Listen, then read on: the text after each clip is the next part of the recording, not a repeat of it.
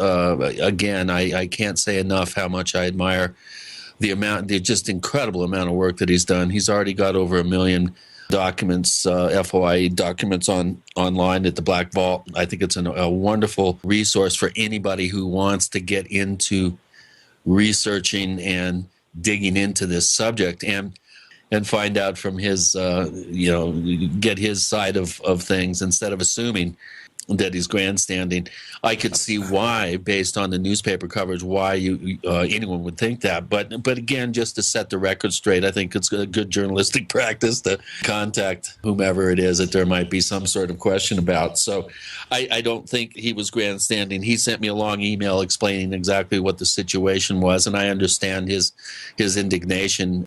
And I think he overreacted a little bit, but still, he did express his indignation at not being contacted and asked directly. So I think that's a lesson to be learned. Well, part of it is that I think his explanation on the Black Vault site was not as clear as it could have been. Yeah. Okay, I think that's a large part of it because it was not a question of why we didn't contact him. It was looking at the site, it wasn't altogether clear what the background was. And I think that didn't help. And maybe he should have been a little more careful. This is the past. Yeah. And let's hope they do find a better way. I mean, yes, if you Google Project Blue Book files, you'll find them. But a lot of these databases are really old. Right. And this is the problem, for example, we have with the National UFO Reporting Center, where he's got a huge amount of information there, but he's using a 1992 database search engine. Right. And nowadays, you put up online search engines, you could link to Google search, which is what we do on my tech site, technightowl.com. There are so many different ways to search for information. Our message forums have a very advanced search engine.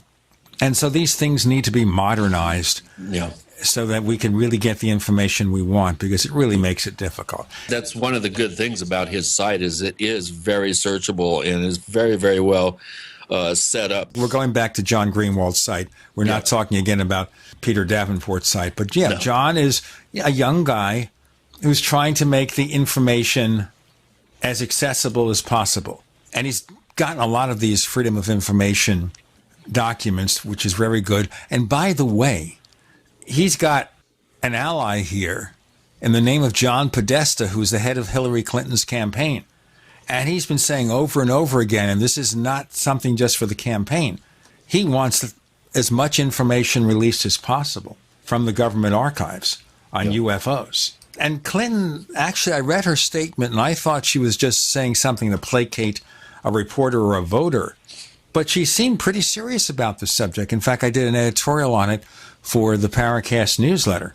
Of course, if she's elected president, and we don't have President Trump or President Cruz or something, whether anything will come of it, I am very doubtful.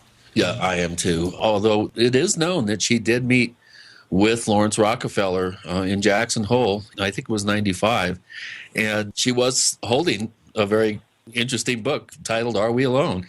So, there is, like Carter, like, Clinton, it's everybody don't hold your breath. It's pretty doubtful that anything is going to happen. And I will restate my position. I think most of this information is held in the private sector away from FOIA requests and prying eyes. So I think it's a real long shot. And by the way, it's probably not on Hillary Clinton's private email server. Well, or maybe it's the ones that she deleted. Remember, she deleted the private emails before giving the government access, which is her privilege. But so that wasn't it. And by the way, just a final comment about the email controversy. Do you know that when Colin Powell was Secretary of State, he used an AOL account? Right. Now, where does anyone in their right mind believe that AOL is more secure than somebody's private email server? But let's just not do that. Let's get started with our guest. Chris, could you tell us about our guest? Because this is solid research, nuts and bolts ufology. Well, I'm really happy that finally we have Phyllis Budinger on the show. I've been wanting to talk with Phyllis for many years, where our paths have not really crossed until recently. I finally got a chance to meet her. She has been working courageously behind the scenes for decades as an analytical chemist. She's been involved in testing some pretty notorious materials that have been, I guess, alleged to have some sort of potential connection to the UFO phenomenon, including the Delphos case, where we had a ring of fluorescing material that fluoresced quite a number of hours after the actual landing event in Delphos, Kansas. She was able to get a sample and test that. She worked with Nancy Talbot on the interesting claim by Robert Vanderboker about the piles of magnesium in these crop circles in Holland, a case that I really would like to talk to her about for my own personal interest in the unexplained livestock death phenomenon. She determined that pure hemoglobin was found on an animal that was investigated in Oregon, and the list goes on. And Phyllis has been someone, an unsung hero. She's not tried to create a cult of personality around herself. She's got the credentials and the work history of a true professional chemist. To have scientists like Phyllis involved in actually testing and analyzing materials that are alleged to be artifacts and material left behind by craft, I think is very, very important. And she's one of the few people that have actually gotten involved. So welcome to the show, Phyllis. Well, thank you for inviting me. We'll talk to Phyllis Budinger in our next segment with Gene and Chris. Of course, you're in the Paracast.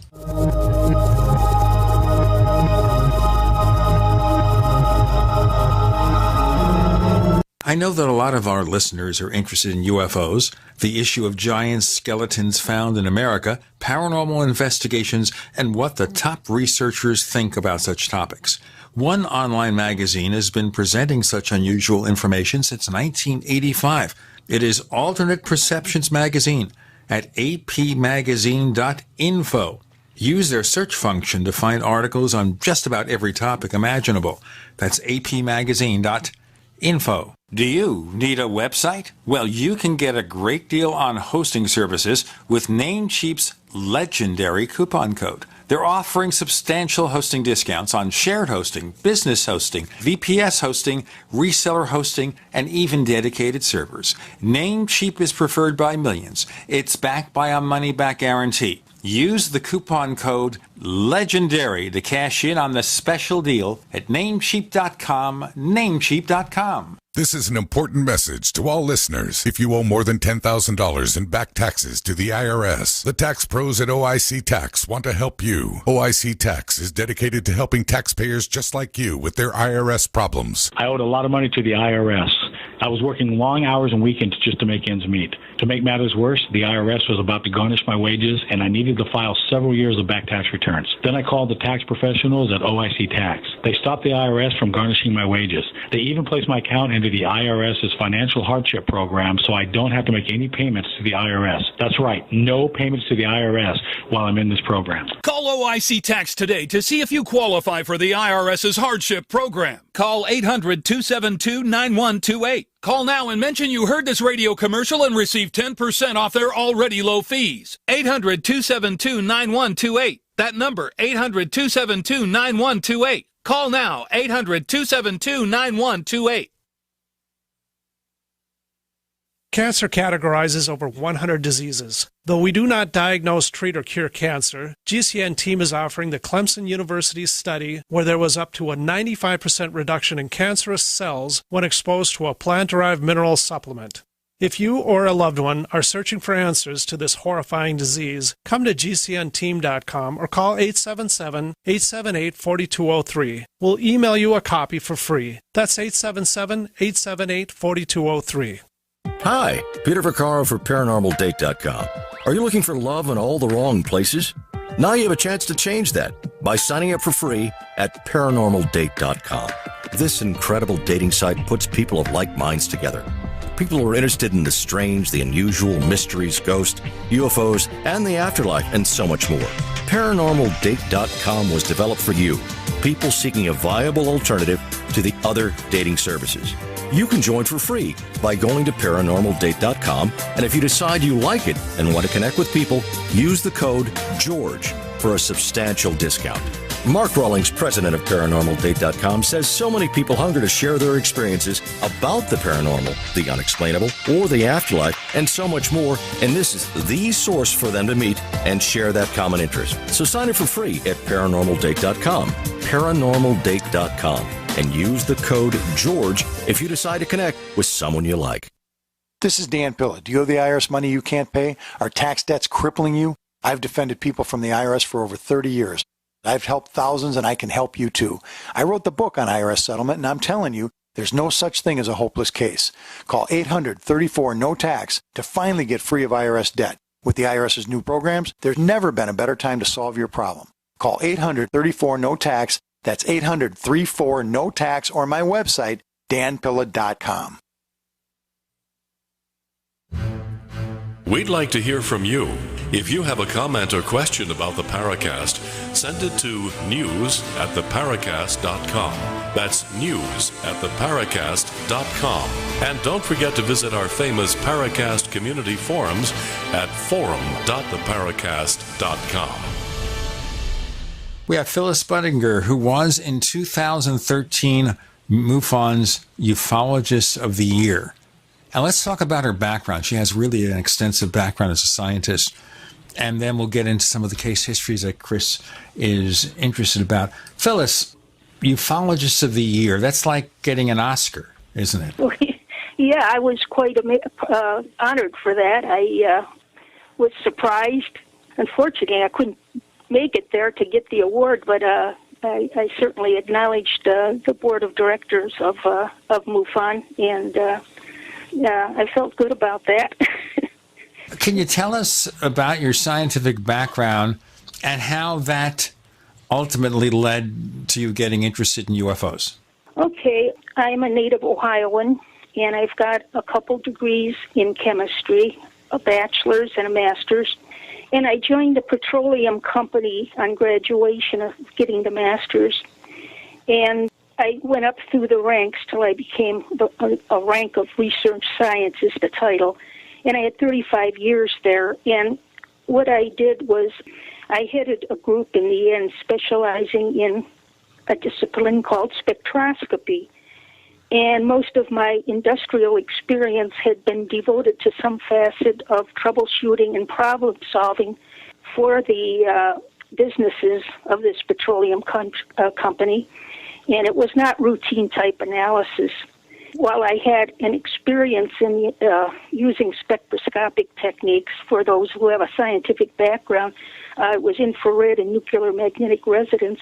I also had a working knowledge of most other analytical techniques. It was, to me, that they would bring the problems and I would get the data and put it in front of me and put the puzzle together to solve the problem. And all this time, I had a lifelong interest in the mystery of the UFO phenomenon. I had contemplated and pretty much decided that I wanted to have a small laboratory just to look at the physical traces of anything related to the UFO event. For instance, I had read a lot of things, and I've never seen an analysis that I deemed was really very good at identifying things. Especially, I think what really interested me was the angel hair phenomenon. And I says, why didn't they run an infrared spectrum? Why didn't they do this? Why didn't they do that? And I said, I can do that. And so anyhow, it was a reason I wanted to get a good analysis on these materials. It was not to prove UFOs exist, because I think there's a lot of ample evidence for this with photographs, but I wanted to find out who is piloting these craft, and I wanted to find out something about them and the craft. So that's what got me into it. You wonder why was I so interested in UFOs? It's because I've seen them on a few occasions. So, that will spike your interest immediately when you see something unknown and can't explain. But so anyhow, I'm trying to find out the why and how. Well, I'd like to focus just briefly here on those sightings. So you've seen UFOs, obviously more than once, but maybe you have one case that seems to be the one that influenced you the most, or maybe there's more than one, but maybe you can tell us about it. Well, of course, you're impressionable when you're a kid, and I can't remember the age, it was around 10 to 12 years old when I came out of the neighbor's house with my parents. And about, I would guess the distance was, I would say 500 feet, and maybe up 300, 400 feet up, I saw a craft with, it looked like two inverted pie plates. And I saw this, and it was gray in color. And as soon as I spotted, I was looking at it, and it boom, disappeared, blinked out. And that got my attention. And then there were other sightings after that. The second time that was impressive was in the mid-1990s when I was sitting in a restaurant. It was a beautiful, clear sky. It was about 11 o'clock in the morning, not a cloud. And I saw a disc going across the sky at about as fast as a jet. It was going perfectly straight, and then all of a sudden, it blinked out. And when it blinked out, it's like you looked at a light bulb and you see the negative impression of it, and it sort of bounced around and it disappeared. It was that was the other ones were iffy. I'm sure that I think they were UFOs, but they were not that. They were a very far distance with multicolored lights on them and hovering. So that's about the type of things I saw, and quite inspired me to do what I'm doing. Now, did you come to any conclusions about what was causing these things, or did you just accept it as something that's really weird? Of course, I had been reading a lot over the years. I was, you might call it, armchair ufologist. I did not actively participate in the field at that time, but I had read quite a bit, and there was, I was pretty convinced that these were of another intelligence. What it is, I didn't know, but I knew it was somebody either visiting here or coming here dimensionally.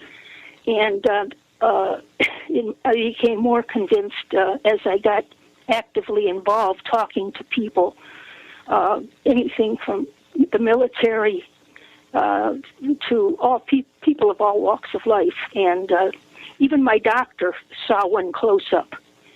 So, it was when you have that many witnesses. And when people heard of my interest, they would come up to me and tell me their experiences, and there were experiences in my own family where my aunt saw one land, and my nephew saw one that blinked out. The case involving a landing, and we have about a minute left with this segment, so we may want to pursue that. Can you briefly tell us about it? My aunt saw one. She went to bed at night, and all of a sudden, the whole bedroom lit up, and she lived in a rural area. They had about 40, 50 acres of land, and she saw this object, got up, saw this object just slowly land behind the woods and behind the trees and the distance away. And she didn't say anything until the next morning, and she told my uncle about it, and he did go out there, but I don't think he found anything. And this was years and years ago, so he didn't find anything. So, but she had seen something. So that's about all I know about it. And this was also in Ohio? Yes, This is, in Ohio, Northeast Ohio.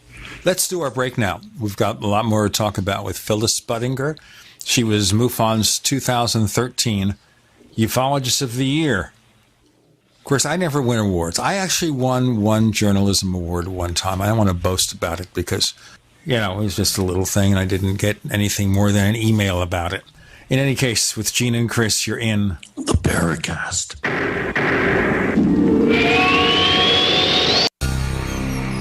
Thank you for listening to GCN. Visit GCNlive.com today. Paid non-attorney spokesperson Adam Pulaski of the Pulaski Law Firm with principal office in Houston, Texas is the attorney responsible for the content of this ad. This ad is not legal advice, and the choice of a lawyer should not be based solely upon advertisement. Services may not be available in all states. Attention Xarelto users. If you or a loved one took Xarelto and suffered a serious bleeding event, you may be entitled to financial compensation. Xarelto is a popular prescription blood thinner used to prevent blood clots and protect patients from strokes. These serious bleeding events have led to numerous cases of hospitalization and even death. Phone lines are open 24/7. Call 800-261-0937. That's 800-261-0937. Water is the single most important thing your body needs, so you want to be sure it's the best for you and your family. Since 2005, thousands have depended on Berkey purified water. The Berkey Guy provides the lowest priced filtration systems in every size. For incredibly delicious water now and in an emergency, get to GoBerkey.com or call 877-886-3653. 877-886-3653. GoBerkey.com. Have you checked your Google search results lately? Search results are usually the first impression that people form of you or your business, so make sure that they create a positive impression with ReputationDefender.com. What the internet says about you can have a big impact on your life and your livelihood, even if it's not true. Fortunately, you can now control how you look online and in online search results with ReputationDefender.com. Call 800-831-0771 now. That's 800-831-0771 for your free reputation analysis. If you have negative material from an ex-employee, upset patient, or former client, newspaper article, legal issue, social media, or other source showing up in your search results, you can combat it with ReputationDefender.com. Our dedicated experts in patented technology can help make your online search results look their best. Call 800-831-0771 to learn more. 800-831-0771. That's 800-831-0771. Or visit ReputationDefender.com. Planning to buy food storage? Wait a minute. Many companies try to confuse you with the number of servings they sell. It's not about the number of servings, it's about the number of calories. In emergencies, calories mean survival. Go to ReadySupplyFoods.com for a comparison of leading companies. Ready Supply Foods sells the most calories per dollar of any company. Our 23 entrees and breakfasts are delicious and full of nutritious calories. The new leader in value and quality. Go to ReadySupplyFoods.com today. Are you tired of the cold this winter? Are you prepared for the next blizzard or snowstorm? What will you do when the power and heat go off? That could be our future. Fortress Clothing's Bug Out Bag with our head-to-toe solution is your one-step answer to survival in the cold. It doesn't expire, it doesn't go bad, it's lightweight and mobile, and it doesn't just sit on the shelf waiting for an emergency. You can use Fortress today. Be warm and comfortable if you or your family work in the cold. Be warm and comfortable while you play, hunt, fish, camp, ski, paraglide, go sledding with the family, or just shovel the walks. You will never be cold again. FortressClothing.com is the answer. Your emergency preparedness solution to the cold. Your solution to working or playing in the cold. Visit us at FortressClothing.com and enter RADIO. Buy now and receive your 20% off discount. You will never be cold again. FortressClothing.com. It could save your life one day. This is Sharon Hunt. Before using Heart and Body Extract, my energy level was very, very low. I could only walk a few feet and then would have to sit down. I was tired and lethargic. But after taking Heart and Body Extract, my energy level has improved greatly, and I can now walk longer distances without getting tired so fast. Thank you, Heart and Body Extract. Learn the secrets of an effective, natural, 100% organic nutritional supplement for a healthy heart and circulation at hbextract.com.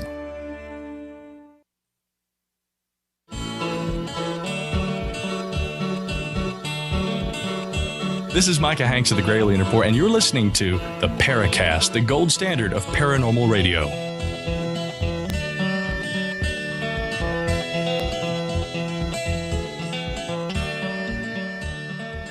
So, Chris, have you ever won an award for anything? Well, yeah, actually I have. In 2012, I co-produced a compilation film called It Could Happen Tomorrow, which distilled about 25 hours of dialogues between ufologists on disclosure down to a 75-minute piece. And we won the International UFO Congress EB Awards for Best Feature Film and the People's Choice Award. So I've got 2 alien Oscars that I keep on the lower shelf facing the wall because they kind of creep me out.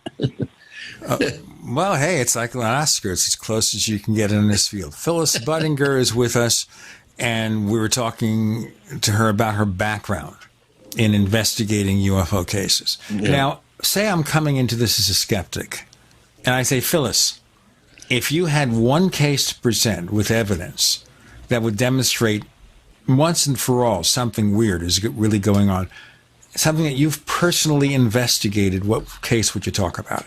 Well, I think some of the highly visible cases, the Delphos, Kansas case, the Betty Hill dress, and those are the most well-known cases, and I'm convinced something happened. Now, I cannot prove anything. I can't prove it's alien, but the substances that I found shouldn't have been there. I find things that shouldn't be there, and there's no explanation for why they should be there. And it's bizarre. It's something, I know something bizarre has happened, and why is that? Why did this happen? And why is this there? And so anyhow, those two cases stand out. There's another case that happened in Poland that has me perplexed. That is an interesting one. It came through BLT research, but it's a case where a UFO landed and deposited vitrified rock.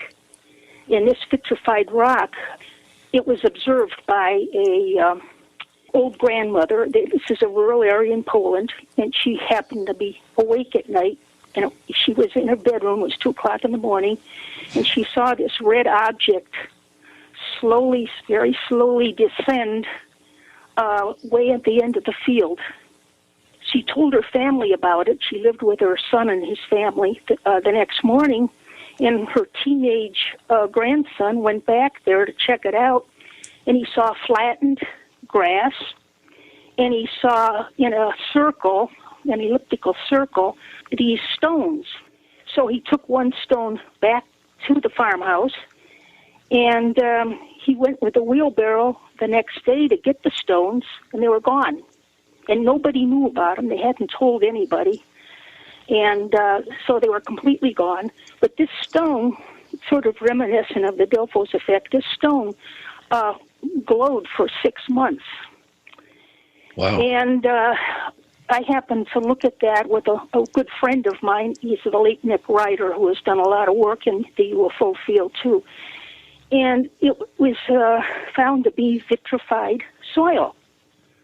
And it was not from that area. It was from some other area because we looked at the control soils from that land. You know, I have no explanation. It's perplexing. Why would vitrified soil be put there and then disappear and be deposited, and obviously deposited from somewhere else? So, were you able to determine what was the cause of the fluorescing or glowing? I have speculations and theories, just like I think it was the same effect that caused the glowing of the Delphos ring. These craft apparently have a field around them, an ionizing field. People smell ozone. Well, that's because it's probably causing oxygen in the air to form ozone. Some claim nitrates are around. Therefore, it also would cause the material, like in Delphos, that was being deposited to probably fluoresce or chemiluminesce for a day or so.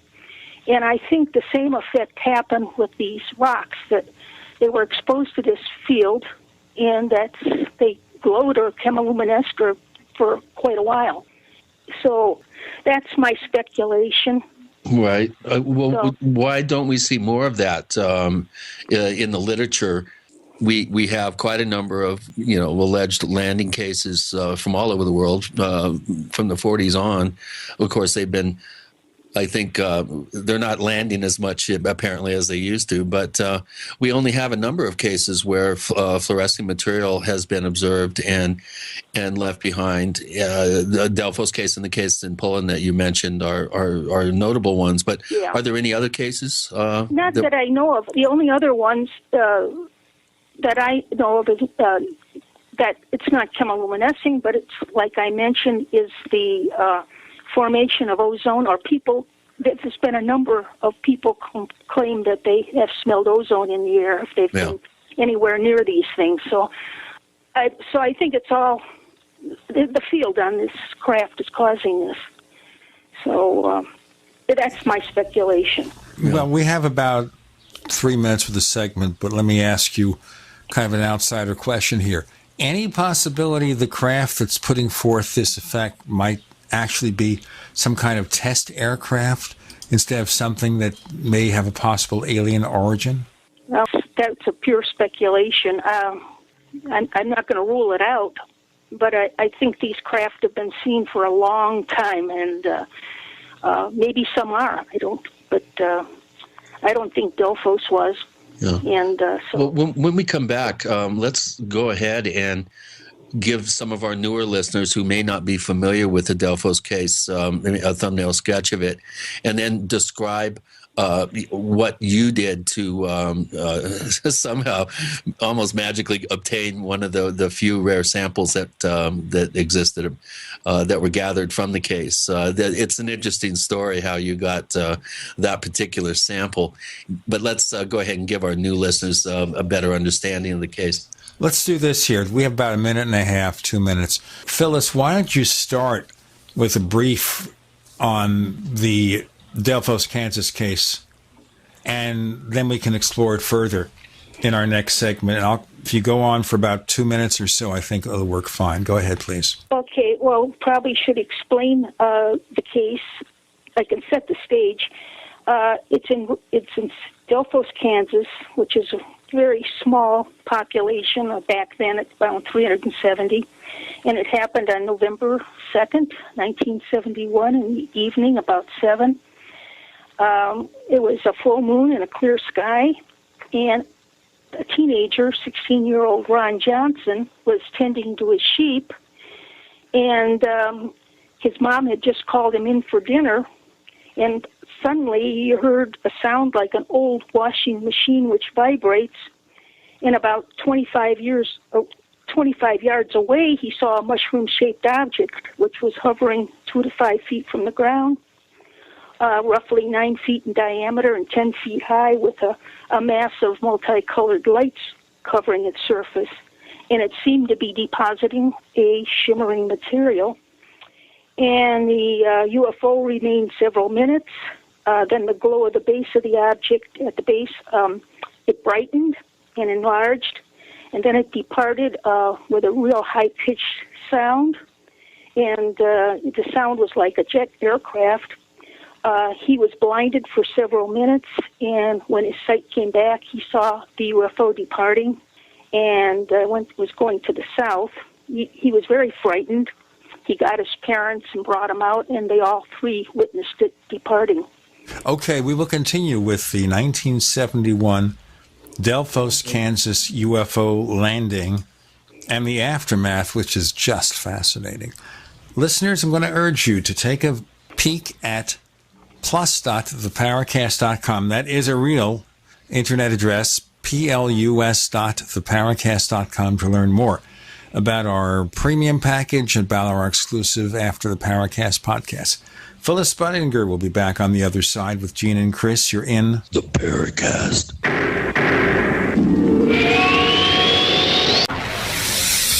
You are listening to GCN.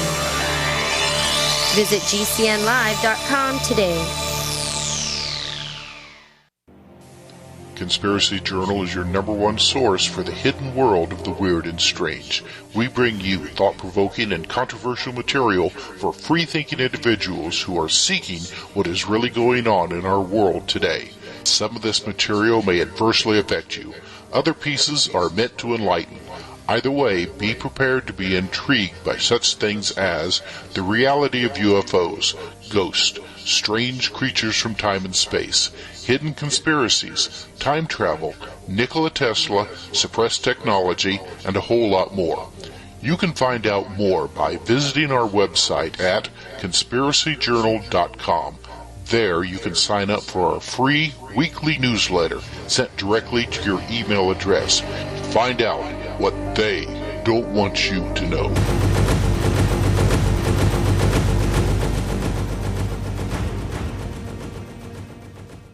Owe $10,000 or more to the IRS? Get on board with the Tax Admiral. Don't pick on the IRS alone. I'll cut penalties and reduce your overall tax bill. Sometimes I can even get it zeroed out completely. We're an A-rated company helping people clean up their mess with the IRS. If you owe $10,000 or more, then call the Tax Admiral. Call 800-287-7180. Again, that's 800-287-7180. 800-287-7180. My dad was 59 when he collapsed from a heart attack late last year. Just this past August was when we spread his ashes on the St. Croix River. I loved my dad, but boy was he stubborn. He hadn't been to the doctor in over 25 years. His excuse? He simply couldn't afford it. He wasn't a rich man by any means. At less than $107 per month, LibertyOnCall.org would have been the perfect alternative for my father. Don't wait. Go to LibertyOnCall.org right now, for not just your sake, but for the sake of your loved ones. Again, that's LibertyOnCall.org. I'm Jesse Gonzalez, Vice President at Kmart. Did you know that premature birth is the #1 killer of babies in the United States, or that survivors can face a lifetime of serious health problems? But you can help. Join me in Kmart for the March for Babies Walk. We'll work together to raise funds for research and programs that help the marginalized fight premature birth and birth defects and improve the health of moms and babies. Start your team today at marchforbabies.org. My name is Don Wiskin.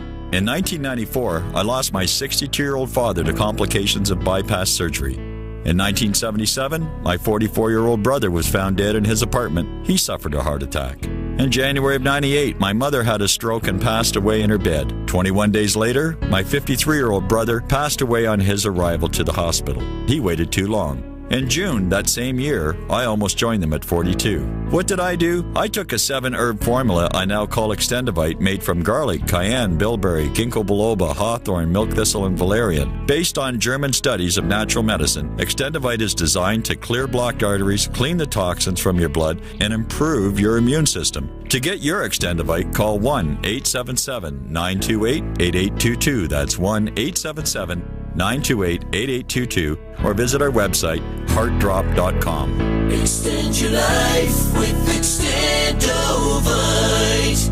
Don't know what's in your drinking water? Better get a Pro Pure. With the Pro 1G 2.0 all-in-one filter, remove over 200 contaminants, including fluoride and lead. Taste water the way nature meant it to be. Clean, crisp, and refreshing. See the complete line of Pro Pure water filtration products. There's a Pro Pure system for you. Visit your authorized Pro Pure dealer for details on our current free shipping special, or ProPureUSA.com. That's ProPureUSA.com.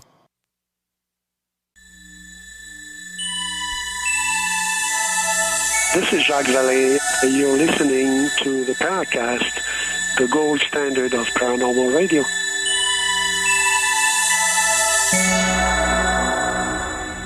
So we're talking here about one of the spectacular cases of UFO history, 1971, Delphos, Kansas, a 16-year-old boy. And I see a picture of him here with this really nice-looking white dog. Mm-hmm. His dog was there, too. Okay. He was at the site, yeah. Too bad the dog's not around. Is Ron Johnson still around to talk about this? Ron Johnson is still around. He's now, late 50s or so, and he will not talk about the case. He doesn't want anything to do with it. And, in fact, he has covered the landing site, the circle that was left, and he covered it up. But that's it. I think the only person he would talk to about it would be Ted Phillips, who is the principal investigator of the case. And, by the way, you were mentioning John Greenwald's Black Vault website. He has archived about 60 of my reports. Unfortunately, I have not sent the rest to him. I had a personal illness at the time, and I have not got back to that. But they are archived, 60 of my reports, on the Black Vault website. So if anyone wants to wade through all the analysis of some of these, you can go there. I would recommend that. Did he talk to you, Ron Johnson, or does that mean he cut off contact with everyone? No. This was all... Ted Phillips did all of the investigating on this, and I've never talked to him. And I've worked with Ted Phillips. We had long discussions on this, and I've met Ted. Ted's been here a few times, and and he did an excellent job of sample collecting. But this, at a time, I analyzed the samples about 27 years later, after I found them. And this was actually my introduction resume into the analysis of UFO-related substances. I was about to retire, and I decided I was going to do this, and so you pick a very good case to investigate or to analyze, and I got a hold of Ted Phillips, and it was very funny. Well, he says, I don't know where there's any samples. And I went to a meeting in Ohio, the first MUFON meeting, as a matter of fact, and I met a man there. You might know him. He's an icon. It was John Timmerman. And John Timmerman, who has recently passed away, came up and started talking to me, and that man was amazing. He had all the information about me and what I was doing and so forth inside of 15 minutes. And I mentioned the Delphos samples. He says, he said, I have some of those in my carport garage. And he lives, by the way, near Delphos, Ohio, which was kind of funny. But anyway, he says, I can send them to you. And he had a lot of physical trace evidence, as I understand, because he was on the CUFOS board of directors or whatever. He was involved with that, and they moved their office, so he took all the physical trace evidence and stored it at his home. And so that's how I got the samples. Fortunately, I was still working. I was about to leave, and the lab was moving to another city, too. And so I had, the workload was down, and so I had advantage of and access to just about any analytical instrument I wanted, and people were running some of the tests for me. So I really did an in-depth analysis on it. I think there's a 50, 60-page report on it.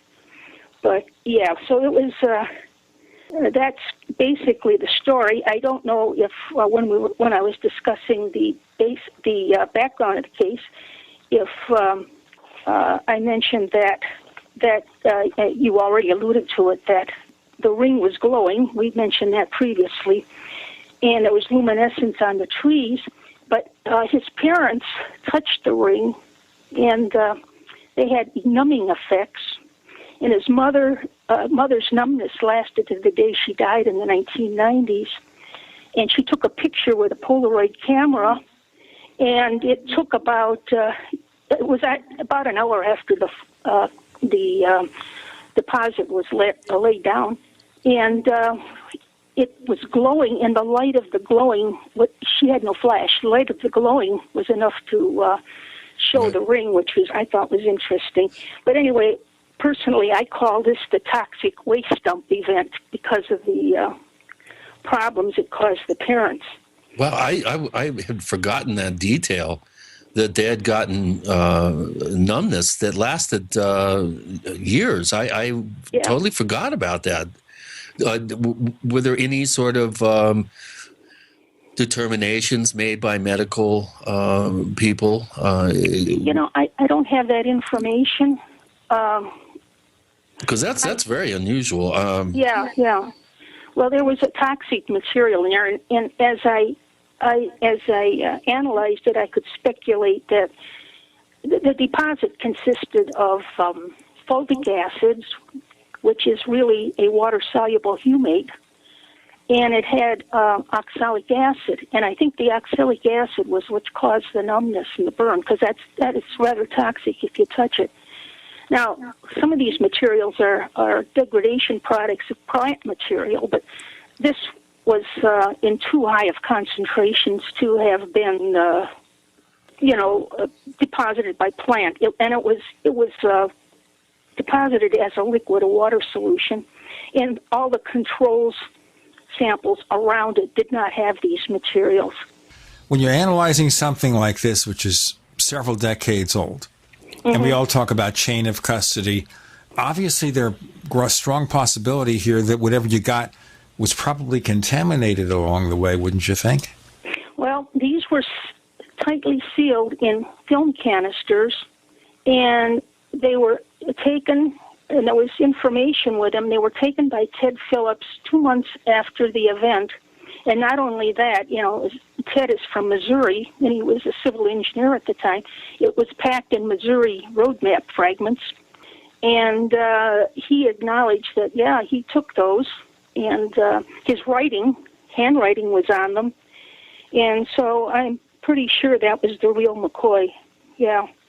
Those were the samples that were given J. Allen Hynek, if I remember correctly. Of course, he was the one that started the Center for UFO Studies, where the samples were obtained by Timmerman. Now, Hynek, I recall seeing pictures of Hynek and Phillips at the site, and the one, there are several things about the case that are quite interesting. One is the impact on the environment that particular event had. It adversely affected the environment for decades, if not permanently. Yeah, nothing would grow. Nothing would grow there. And it also impacted nearby vegetation. But the other thing is the fact that the glow was there almost a full day. After that, which is that is a real head scratcher in and of itself. So, what kind of test did you perform? Gas spectrometry? I had. I just put about everything into it. I don't have the report in front of me, but if you want the whole analytical. Anagrams, what do I want to speak? There was infrared. There was nuclear magnetic resonance. There was ICP, which is inductively coupled plasma for elemental. There was EDS, which is also another elemental technique. I did extractions. I can't remember if we did any chromatography on that. I have to look up. There was UV. Oh, gosh. Now, did you find anything in the test results from Delphos that could be a potential tie-in with the Poland case? Were there any similarities? Were there any commonalities, if you will? Just the after effects, the glowing. That was the only thing. There was, as far as physical substances were, no, there was no. These were two different things. So. Yeah. So and that's what I'm thinking is giving a clue to the propulsion system of these things. We're going to do our break now.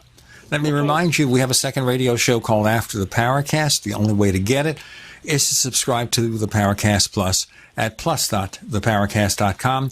We also offer an ad-free version of this show with better audio quality. We're going to start adding ad-free versions of the original classic episodes of the Paracast, plus.theparacast.com.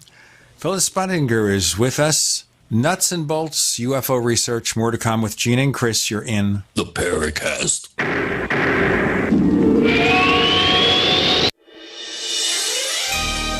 Thank you for listening to GCN. Be sure to visit GCNlive.com today. Attack of the Rockoids has been well received by critics and readers alike. It's a thrill-a-minute story you'll never forget.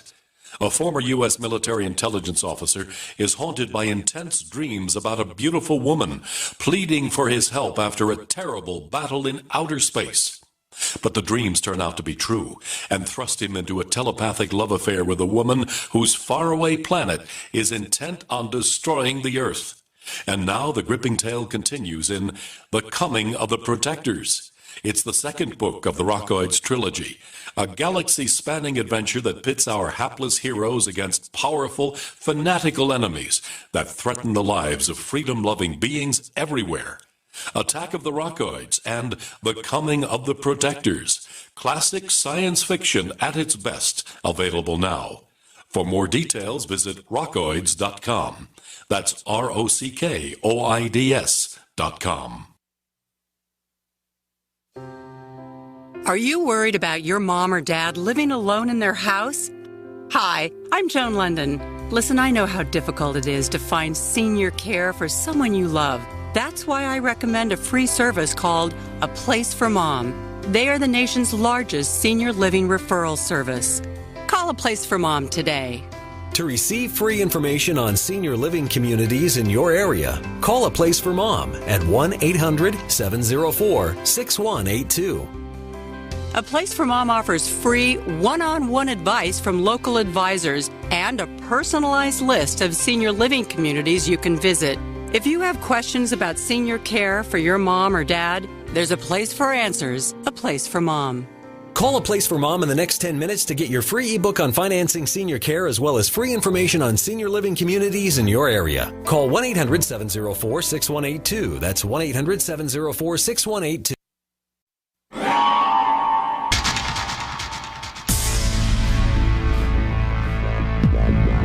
Welcome back to the Paracast, the gold standard of paranormal radio.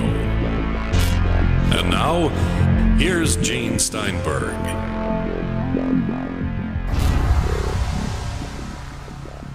Let's continue. We were talking here about the Delphos, Kansas UFO case from 1971, where Phyllis did, I guess we call it a forensic analysis. You were the CSI person for this?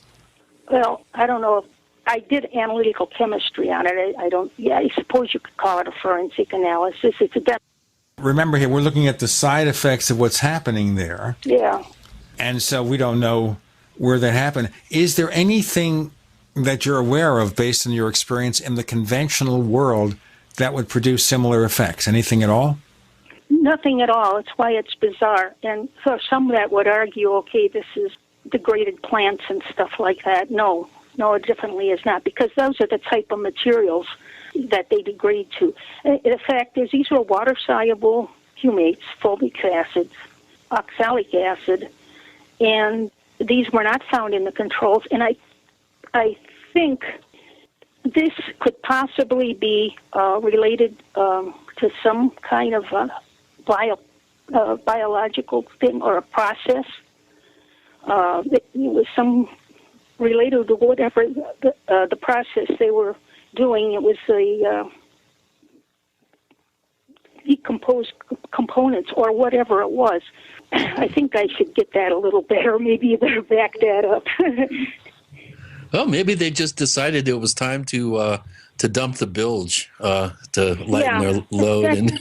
That's my thing. I think they're waste products. Maybe I'm thinking that it could be maybe something like hydroponics. And, interesting. So it could have been some sort of growth medium that was kind of beyond its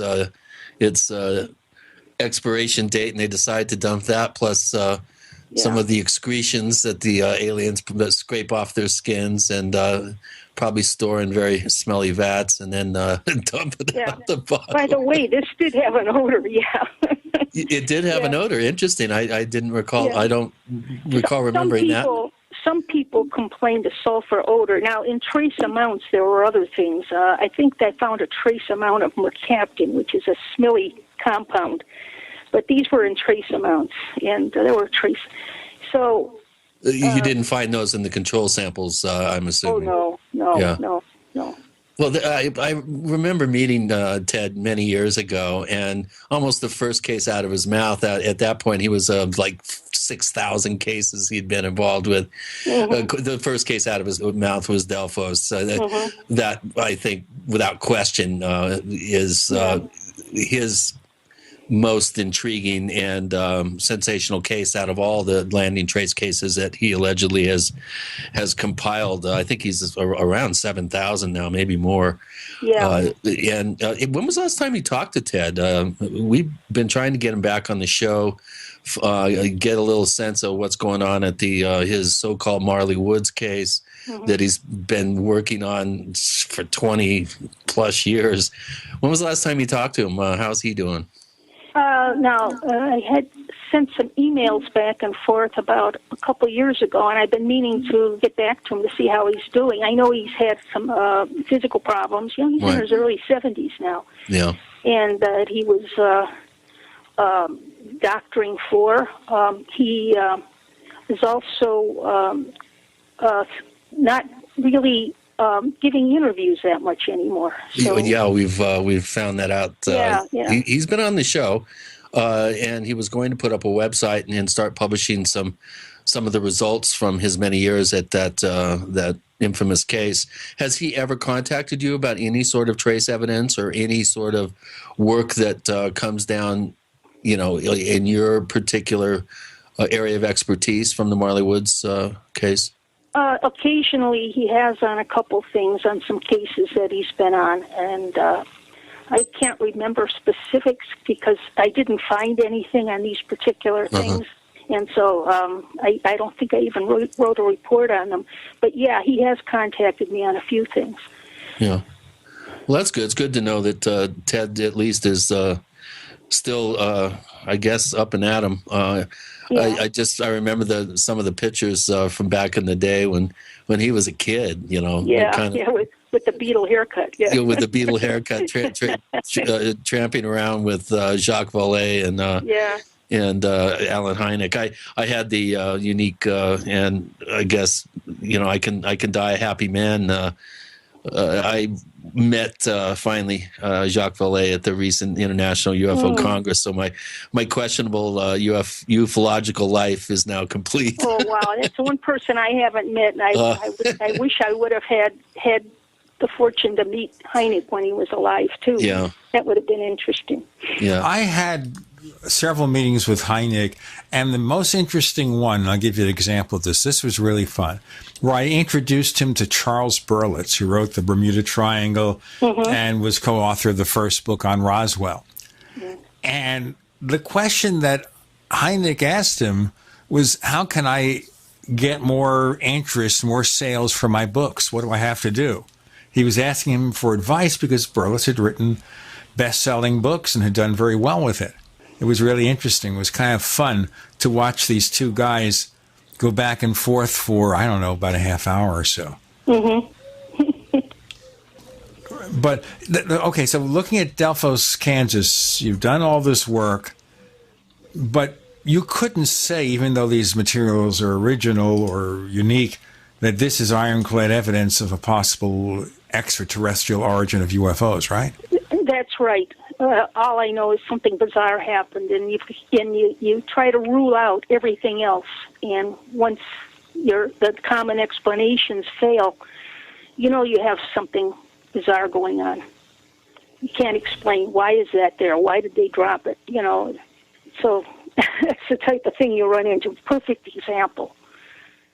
And maybe it was just an effort to get the Earthlings wondering what they were dropping and why. Yeah, but I wouldn't say E.T. has a sense of humor, though. No, I don't think so. Ted did tell me he thought that the thing was in trouble, the craft was in trouble, and they had to get rid of it. But that was a speculation on his part. He told me that some years ago. Well, I used to joke about UFO crashes, especially Roswell, being the result of E.T. using the lowest bidder in building their spacecraft for interstellar travel. Good enough for government work, though, right? Yeah. Okay, here's I have as soon as we posted that you were going to be on the show, of course, we have a very active forum community at forum.theparacast.com, and if folks go and register and sign up for the forum and everything, they can ask questions of our guests. So we have a number of questions here, and this is something that I became involved with, this particular aspect of anomalous sites, shall we say. I was involved with Lefty Levengood and BLT Research in the bovine excision site study. And one of the things that we found around the animal, in one case that I was the field person, collected samples and whatnot, was extreme elevation of levels of magnetite. And around the animal, there was a 300%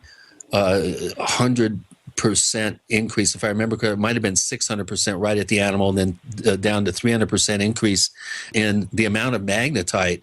And this was directly around this particular mutilated cow in Colorado. And then as we went out to 50 feet, then boom, the levels of magnetite went down to control levels.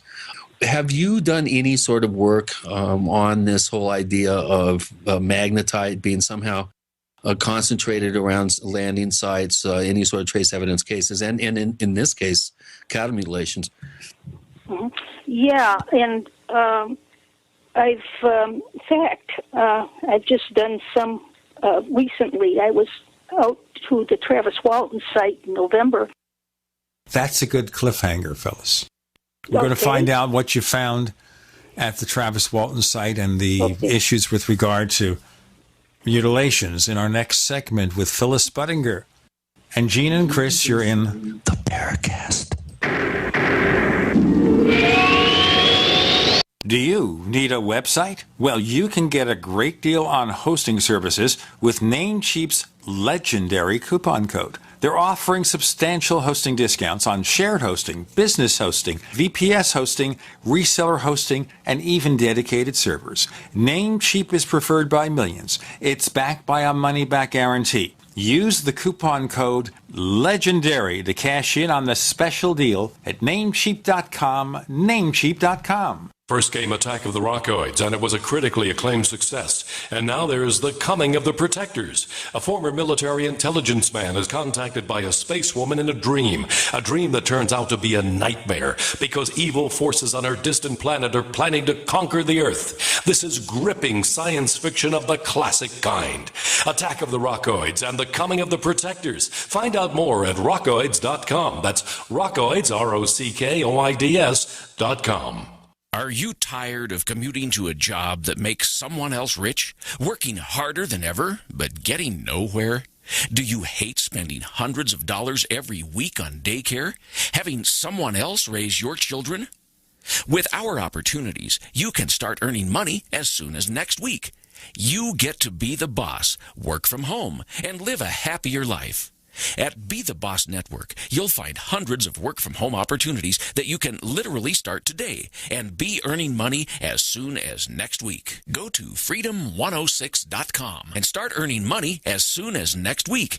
You get to be the boss. Get out of the rat race. Work from home. Go to freedom106.com right now and change your life today. That's freedom106.com. Go to freedom106.com and start earning money as soon as next week. You be the boss. Go to freedom106.com.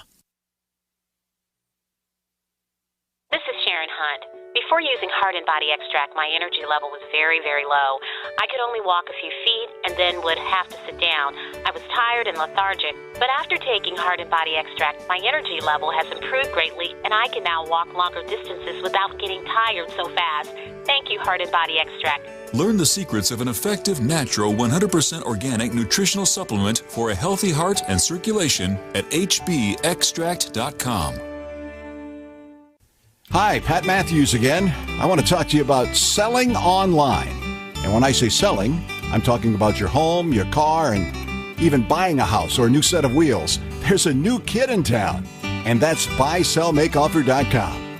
The revolution has already begun, and I invite you to be a part of it. You see, get in on the ground floor because buysellmakeoffer.com never charges item fees. Can you imagine what the other guys might charge you for selling a car on their site? Let alone a house. Well, buysellmakeoffer.com doesn't do that. And you can use Skype and YouTube videos to sell your products, big or small. Go right now to buysellmakeoffer.com and set up your account. For as little as $7.95 per month, you can sell up to 50 items, and they'll give you the first 30 days free just to try it out. Remember, no per item fees. Join the revolution today. buysellmakeoffer.com. And tell them Pat Matthews sent you. This is Dan Pilla. Do you owe the IRS money you can't pay? Are tax debts crippling you? I've defended people from the IRS for over 30 years. I've helped thousands, and I can help you too. I wrote the book on IRS settlement, and I'm telling you, there's no such thing as a hopeless case. Call 800-34-NO-TAX to finally get free of IRS debt. With the IRS's new programs, there's never been a better time to solve your problem. Call 800-34-NO-TAX. That's 800-34-NO-TAX, or my website, danpilla.com. We'd like to hear from you. If you have a comment or question about the Paracast, send it to news@theparacast.com. That's news@theparacast.com. And don't forget to visit our famous Paracast community forums at forum.theparacast.com. I notice Chris is using a kinder, gentler Paracast stinger. All right. Phyllis Budinger is joining us. We're talking about some research into cattle mutilations. And you also mentioned going to the site of the Travis Walton abduction. Phyllis, tell us more. Yeah, well, I've been there twice now, and the second time I collected some soil samples. Now, the problem is that they're 40 years. They've been weathered 40 years, and there's been a forest fire through there. I don't know if I'll find anything. The analysis isn't done yet. I have a lot of data to check on. I'm going to send it for soil assay, and I've got some other tests that I'm going to submit it for. But I did do the magnetite test, and I did find right around the site where the craft was, there's a little higher level of magnetite. I found it in other soil samples from other sites. Also, the Bentwaters case, the chemists that worked on that also found higher levels of magnetite around the craft. I think they're ferrites, natural iron-containing particles that are in all soils, but for some reason they concentrate at the site. We speculate what it might be, but again, we speculate that it's a magnetic effect from the craft propulsion system. This must have a heck of a power system, because to be able to attract particles close, to it and to the site through the soil. And this is what we're thinking. I'm working with another chemist on the East Coast who basically that's what his speculation was. There was one speculation by Levengood that it was meteoric dust, but I don't believe that one. In fact, I am sending some of this magnetite from a case in Montana for an analysis to see if it is meteoric dust, but I just want to put that one to rest. But I think it's the ferrites that are naturally in the soil. Well, all of a sudden I just had a light bulb go off over my head. If this magnetic event is drawing magnetite to some sort of central point, shouldn't the levels of magnetite dip down dramatically at a certain point before going back up to control levels? Because you're attracting magnetite from an area and it's leaving that particular, let's say, a ring around the area. So shouldn't the levels be, highly elevated around the event, and then they should fall off, because that's the material that's being drawn to the event, and then it should go back up to control levels, right? Well, that's a good question, because something I don't have enough data to look to see if that's true, and I'm going to look at it from that aspect. Now, that is a very good question, and I can't tell you for sure, because I'll just have to look at the data. Now, I have it from two or three other sites. And, I'm gonna look at the data too in the bovine excision site study, because I took samples from actually right at the animal, every 5 feet out to 50 feet, and then I think 150 feet, and then control a mile away in 4 directions. Mm-hmm. Wow, that's good. So it cost a lot to send all that dirt. Oh, yeah. Chris, while you're talking, something occurs to me. Are we looking here at some kind of comparison between the mutilations and UFOs that might be favorable, or is it just two different types of cases but trying to do similar things and getting solid evidence? Well, there's no real consistency. My case happened to feature elevated levels of magnetite. Not all cases do. So if there was consistency through the data, then we'd have something to hang our hat on. But if one case is going to be, dramatically different from another, obviously you're not going to be able to make any real educated come up with any educated hypotheses based on inconsistent data. I mean, correct me if I'm wrong, Phyllis, but I mean, if all this stuff was we had the same exact repeatable or replicated data sets after analysis, then we would have something to go on. But it's still, there's no consistency. Some cases have it, some don't. Other cases have elevated levels of, like she mentioned, the Delphos case have elevated levels of naturally occurring elements that are in a strange combination that shouldn't be there. So until we get consistency, and until we can actually go into a case and be able to determine beforehand what we're going to find, which is how kind of science works, and replicate that data and prove out the hypothesis, and we're still gathering data. In some cases, I think that maybe the animal was dropped from a height. There was evidence for some animals having been dropped, so then the craft would not have landed. Maybe in some cases it landed. Yeah, good point. I've had cases where animals have had their horns driven into the ground, even snapped off, all the upper side ribs broken right against the spine, which would indicate the animal was dropped from at least 40 or 50 feet, if not higher. So, yeah, that's a good point. Now, speaking on the mutilation, one of the reasons why I moved, Phyllis, to Arizona was to get away from mutilation cases like I had to deal with in Colorado, because Arizona has not been hit officially that many times over the years, although there were cases right around the time that Travis got taken, interestingly enough. I just had someone send me an article from the Arizona Daily Sun that there's a ranch 30 miles from me that they had just had a number of cases recently, and the lady claims that she's been having them every year. It's a cost of doing business.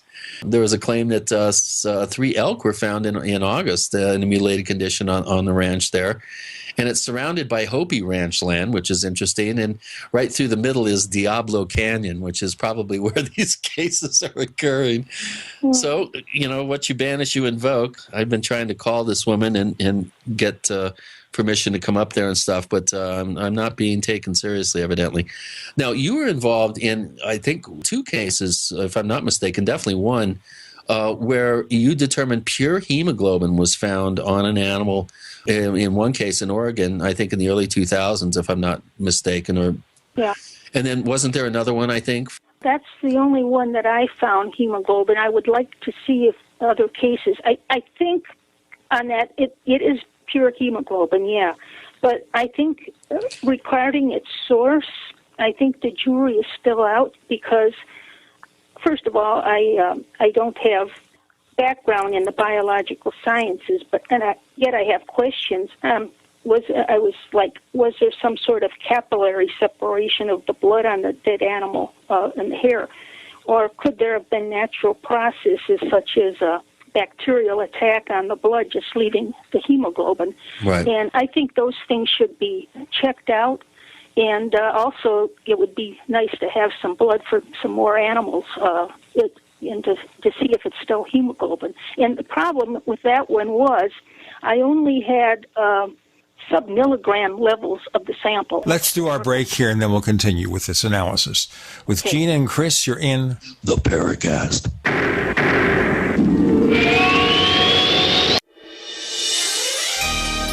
Thank you for listening to GCN.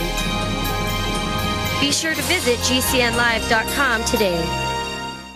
Looking for that edge during those intimate moments? We see many ads for enhancement, but the side effects include death. At GCN Team, we should change the Healthy Body, Brain, and Heart Pack to the Healthy Libido Pack. The brain and heart are not the only organs that require a healthy vascular system. For proper blood flow at the right moment, go to GCNteam.com or call 877-878-4203. That's 877-878-4203. That's 877-878-4203.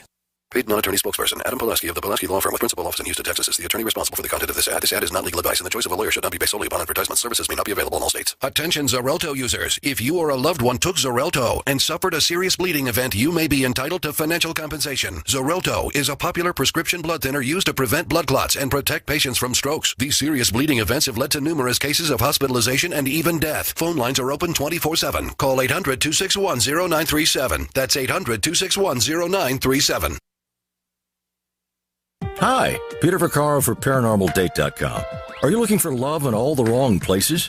Now you have a chance to change that by signing up for free at ParanormalDate.com. This incredible dating site puts people of like minds together. People who are interested in the strange, the unusual, mysteries, ghosts, UFOs, and the afterlife, and so much more. ParanormalDate.com was developed for you, people seeking a viable alternative to the other dating services. You can join for free by going to ParanormalDate.com, and if you decide you like it and want to connect with people, use the code GEORGE for a substantial discount. Mark Rawlings, president of ParanormalDate.com, says so many people hunger to share their experiences about the paranormal, the unexplainable, or the afterlife, and so much more, and this is the source for them to meet and share that common interest. So sign up for free at ParanormalDate.com, ParanormalDate.com, and use the code GEORGE if you decide to connect with someone you like. Owe $10,000 or more to the IRS? Get on board with the Tax Admiral. Don't pick on the IRS alone. I'll cut penalties and reduce your overall tax bill. Sometimes I can even get it zeroed out completely. We're an A-rated company helping people clean up their mess with the IRS. If you owe $10,000 or more, then call the Tax Admiral. Call 800-287-7180. Again, that's 800-287-7180. 800-287-7180. Hey, I rode the elevator with you, but I don't work on the upper floors. I just want to squeeze in there right next to you, so the RFID scanner in my pocket can capture all your personal information, your debit and credit cards, even your work ID badge. So your identity is now my identity. Going up, so am I. For over 10 years, ID Stronghold has pioneered RFID blocking wallets and ID badge holders for consumers, the U.S. military, and even the Executive Office of the President. Shouldn't you be protected too? ID Stronghold wallets cost about the same as wallets in most stores, but give you extra protection. I'm Walt Augustinowicz, founder and CEO of ID Stronghold. Don't be a victim of electronic pickpocketing. Protect yourself from crimes you can't see with ID Stronghold wallets, card sleeves, and purses. Visit IDStronghold.com and get the original RFID blocking wallets and badge holders. IDStronghold.com.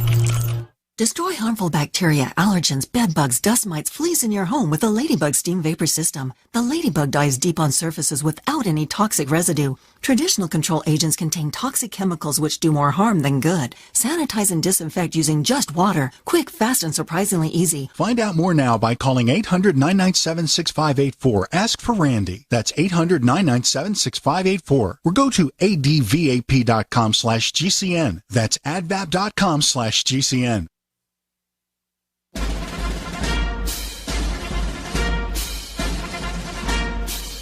Hi, it's Grant Cameron from presidentialufo.com. You're listening to the Paracast, the gold standard of paranormal radio.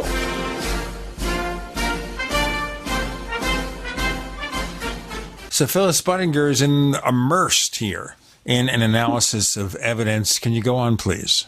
Okay, like I said, I had sub-milligram quantities of samples. So it was just little flecks of blood. And I would feel better if I would have had more blood to work with, and also from other cases. But there's no question that was hemoglobin. But there could have been other reasons. So, again, it needs more investigation. Right. Other than possible natural causes, how would you be able to separate out the hemoglobin from the rest of the constituent elements in the blood? Would that be considered unusual to find something like that on a dead animal out in the field? Well, with our technology, it would be, because it's rather complex, I believe. So you need a centrifuge. Yeah, you need a centrifuge to spin the blood out. Yeah, and it's a complicated procedure. And again, you need a centrifuge, and I don't think they could have done something like that on site with our technology. So. And what would be the motivation? How about animals that have been found with abnormally depleted amounts of copper in the blood? Would that be another case of needing a centrifuge? Well, I don't know. I can't answer that question. Because we've had some cases with almost no copper, just trace elements of copper in the blood. There are some natural conditions that can lead to copper deficiency in blood, but not down to the levels that were claimed, I think, in one National Institute for Discovery Sciences paper, if I remember correctly, that there was a case that was practically devoid of copper. Elevated copper, I could see, especially, in near polluted, like a Superfund site that we had in near the San Luis Valley, about 40 miles up into the mountains, trashed the top 17, 20 miles of the Alamosa River, and then downstream from that in the valley, animals were found with so much copper and heavy metals in their blood that they actually shouldn't have been walking around. Wow. And the EPA herd there in the valley determined that there were excessive amounts, unhealthy amounts of heavy metals. And when the scientist who was in charge of that particular project went to his supervisors and said, well, we have to draft a press release to warn ranchers in the area who are watering their animals from that source. We have to warn them that this is unhealthy beef, and the EPA wouldn't let him. And they fired him. He did a whistleblowing routine with Westwood Magazine in Denver and spilled the beans on him. And it's interesting, during that 2-year period, I had 7 mutilations along those canals and waterways coming out of the Alamosa River, which were unexplained horses and cattle. The case with the elevated magnetite was very near there as well. So this stuff, the more you get into it, the more the bald spots appear on my head from scratching so much. Yeah. Well, you ask one question, then you have 6 more that you have to ask. Why is this? And right. It generates more questions. Well, we have some questions again from our audience, and here's one from Ufology, who's our nuts and bolts guy up in Calgary. Randall always asks good questions. As best as you can in everyday terms, can you please give us an idea of what chemical evidence you believe would be sufficient to scientifically conclude that an alien substance is present and not merely some sort of unusual chemical compound, or I'm adding combination of compounds that could be manufactured by humans? I mean, what would be the smoking gun thing that you would see it and know? If it was a piece of metal, say, I would say the composition of the metal plus the isotopic ratios, if they were different from terrestrial values. Do you know what isotopic ratios are? Let me try to explain it. Well, most of the elements have isotopes. That is, an element can have different masses because they have varying numbers of neutrons in the nucleus. And let me use the example of copper to explain it. Copper has 2 isotopes, copper 63 and 65. I'll say the isotope I'll call copper A and copper B, so I don't have to worry about the numbers. But on Earth, the abundance of these isotopes is always the same. Copper A is 69% and copper B is 31%. Wherever it's a constant. Wherever you go on Earth, it's going to be the same amount. But in another solar system, say you go to Zeta Reticuli or Alpha Centauri, the constant might be different. And let me pull some numbers out of the air. But it's possible copper A could be 55% and copper B could be 45%. So we can measure these. And so if we see copper isotopes are not the same amount on Earth, like 69 and 69 and 31, we know it has to be from another solar system.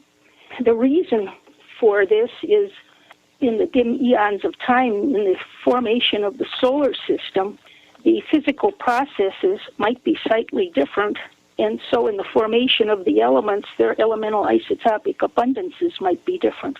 By the way, we do see isotopic differences in meteors, which are extraterrestrial or from other solar system or wherever they're from. But that's basically it.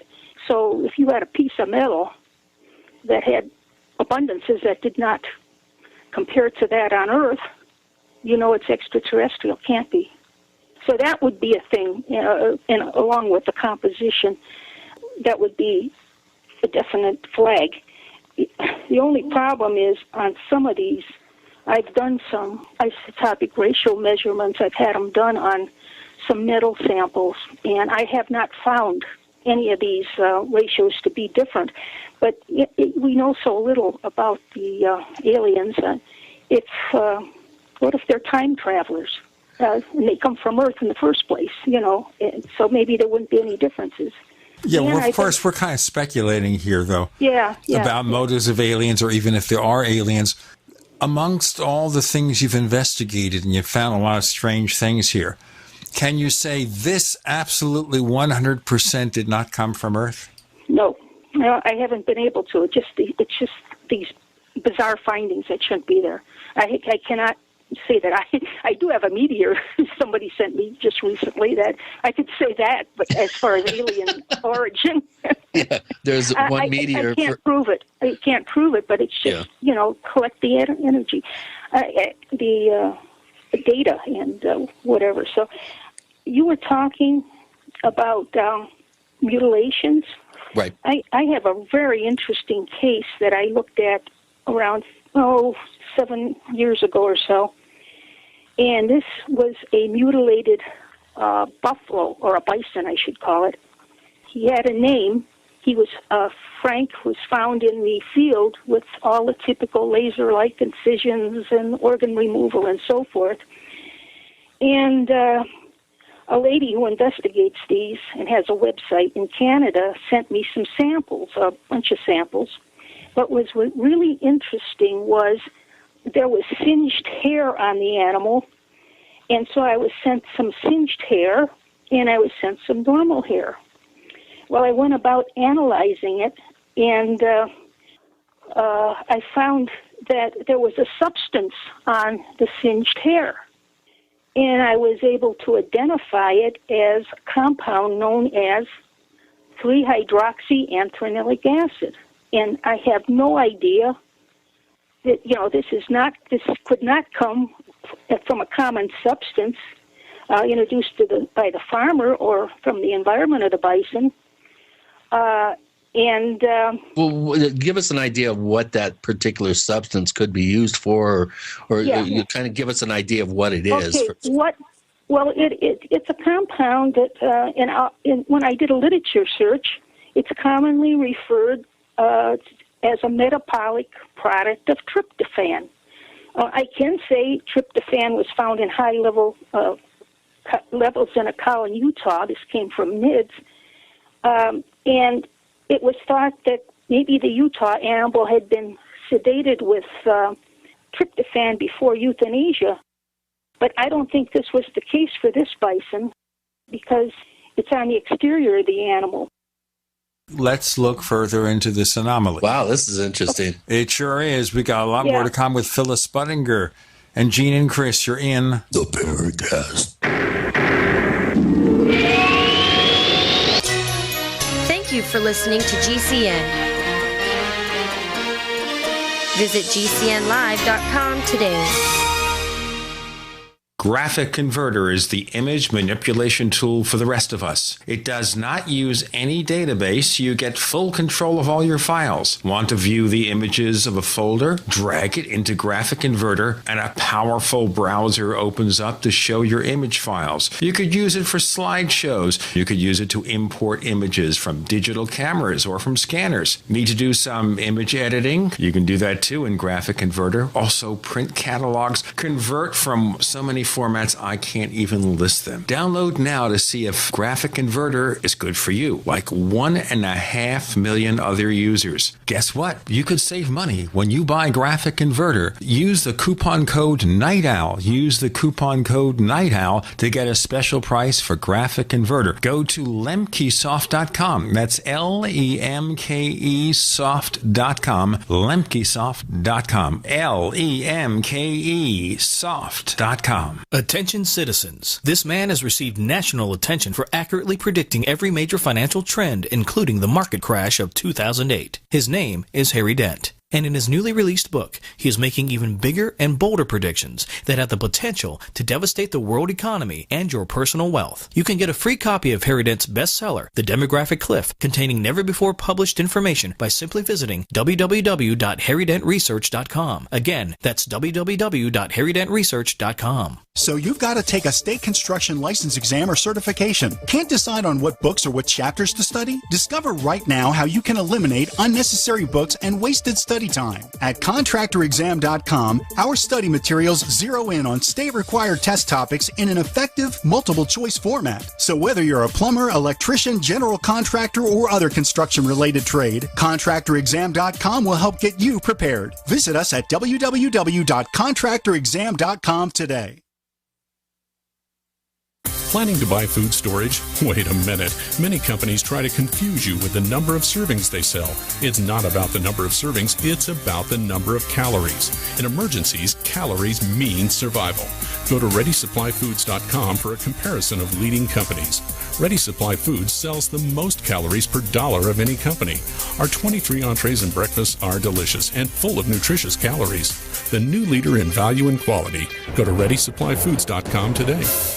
Sciatica, lower back pain, hip pain, poor posture. If you suffer from any of these problems, get ready to relax. Introducing an amazing product that's been in the market for over 25 years, the Sacro Wedgie. It was invented by a football coach using a common-sense osteopath technique. He created this device to help his athletes by isolating and supporting the sacrum, which is the keystone of our anatomy. This wedge-shaped bone is in the center of our hips, where a lot of pain starts. Simply relax 20 minutes daily on the amazingly simple Sacro Wedgie and let gravity do the work, helping muscles rebalance and start releasing nerves. Sit in the Sacro Wedgie at the computer or while traveling to help correct posture to finally help relieve those stubborn aches and pains for only $33.95. It's made in the USA, so click the family-owned website at sacrowedgie.com, spelled SACROWEDGY.com, or call 1-800-737-9295. That's 1-800-737-9295. Relax your back pain away with the Sacro Wedgie. Are your Google search results killing you? Unflattering content in blogs, news articles, online reviews, social media, or other sources can jeopardize your reputation, your business, and your livelihood. Let Reputation.com help. Our patented technology will make the truth about you more visible while pushing down unwanted negative content. Improve your Google search results. Call Reputation.com at 1-800-831-0771 for a free consultation. That's 800-831-0771.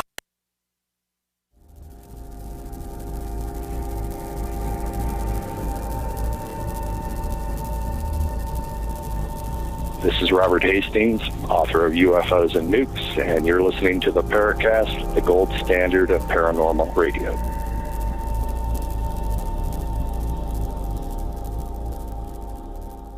Yes, when we find anomalies, we're all just so anxious to figure out what's going on. Phyllis Budinger, tell us more.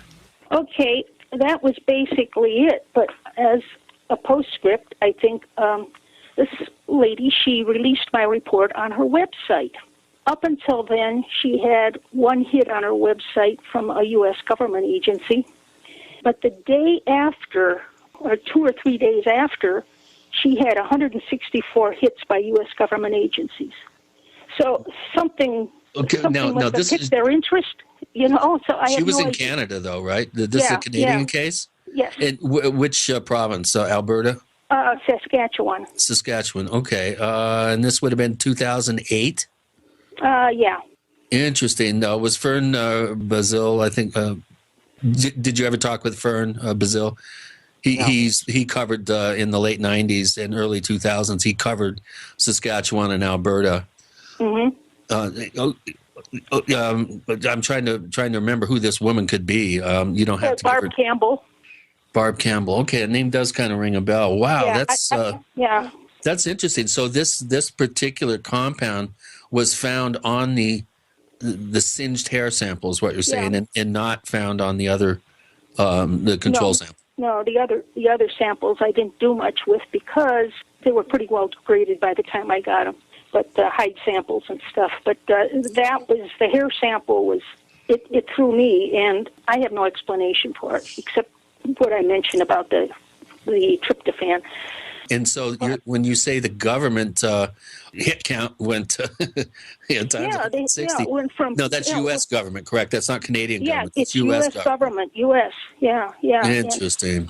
So, something there piqued their interest. That's so I don't know what I found. Now, did they actually send hide samples from the incisional area?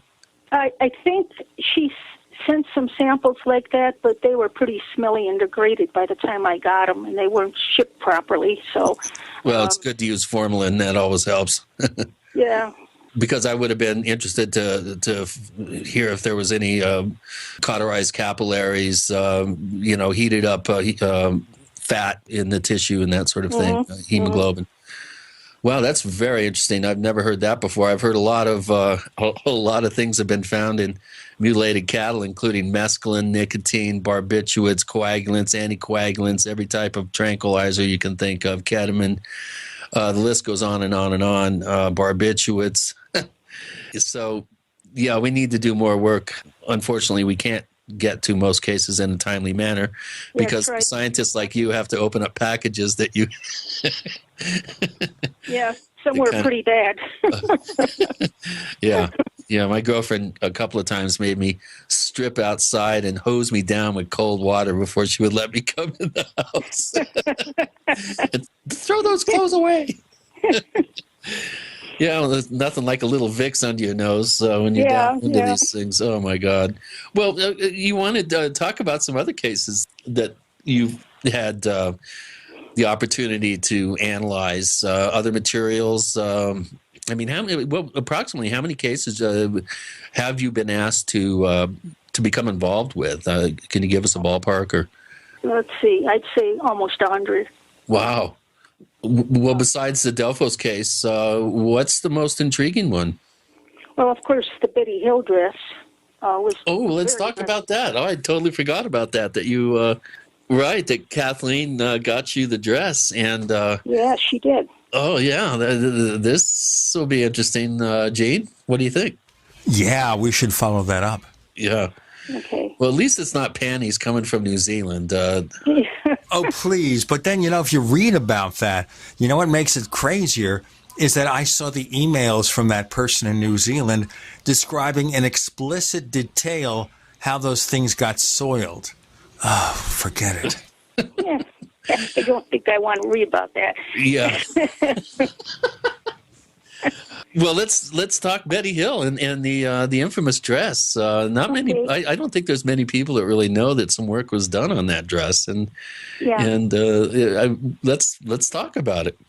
Do your listeners know the case?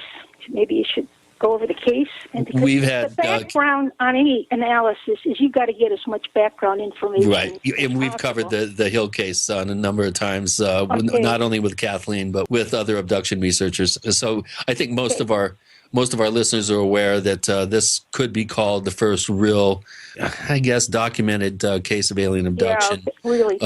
Claimed alien abduction. This is back in the early 60s. Life magazine finally covered it, and John Fuller wrote Interrupted Journey, which I read as a kid, I think in high school. So I think most people are aware of the case. But and also Betty Hill, just as a little aside here, she actually did a very good job investigating the only known cattle mutilation case in New Hampshire. Did you know that? No, I didn't. Yeah, she wrote up a very professionally well-written piece on what turned out to be the only cattle mutilation ever reported in New Hampshire, starring Betty Hill. So, anyway, why don't you go ahead and set it up? How did you get a hold of the dress? Okay, about 2001, I became aware that the dress she was wearing during the abduction existed. I didn't know that, and I read about it in the MUFON Journal, which was the 40th anniversary commemoration issue of the event. So that's when I contacted Kathy Martin, Betty's niece, and soon she sent me some swatches from the dress.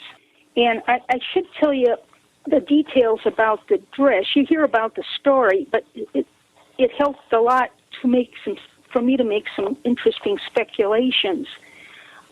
Not many details on the dress history are documented, but the dress she wore that night was new. It was worn only one other day during that weekend, but not the day before the abduction. Therefore, which was fortunate, it had never been laundered, and so forth. And when the abduction began, Betty recalls that two beings were on each side of her and escorted her to the craft with their hands under her arms.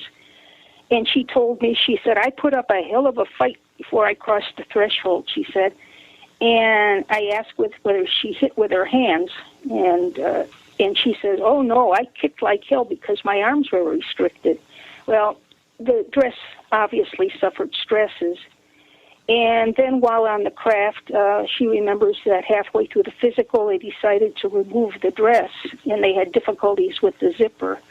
And once removed, she said the dress ended up in a heap on the craft floor. And well, what happened was she got home. She put the dress folded in the bottom of the closet, and it remained there for several days. Then she finally removed it, and it was covered with a pink powder. So she threw it in the trash, and then she quickly changed her mind. She put it out in the doors in the sun, and the powder blew away, unfortunately.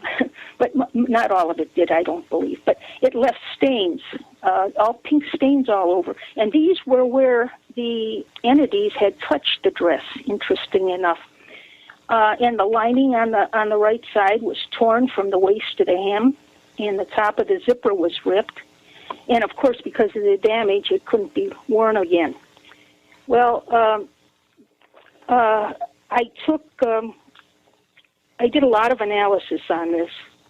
It's actually reference number 25 in Greenwald's Black Vault archives. Well, I noticed that I could make some conclusions. Well, it was obvious that the pink areas of the dress suffered, some kind of chemical effects, and both the dye and the fiber were attacked. And there was a biologically derived material on there, and I'm pretty sure that it's mildew. And the highest concentration was in the pink areas. And it was found mostly to be on the exterior of the dress, not the interior, except for the underarm swatch. Then that was totally permeated with that. So I could definitely say that these were not elimination products from Betty or body respiration, or elimination products. And there's traces amounts of natural common materials like dust and so forth that you'd find on a dress which hung in a closet. Let's do our break here and continue with this analysis of that dress. Mm-hmm. We're not talking about garment that was worn by one of Bill Clinton's girlfriends. We're talking about Betty Hill's dress. Okay, just want to clarify that for no reason, whatever. We've got... Sure, let's continue with Gene and Chris. You're in a fascinating episode.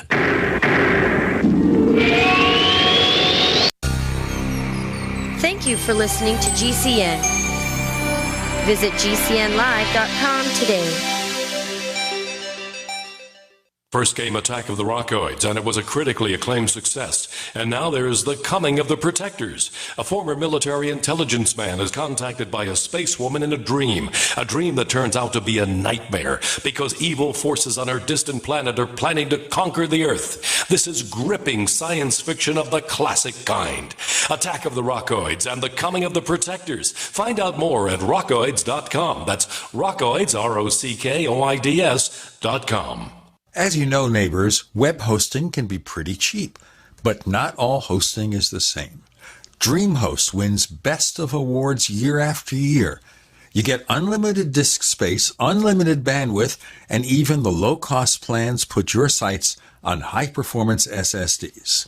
Want to know more about what DreamHost has to offer? Go to technightowl.com/host. Once again, that's technightowl.com/host.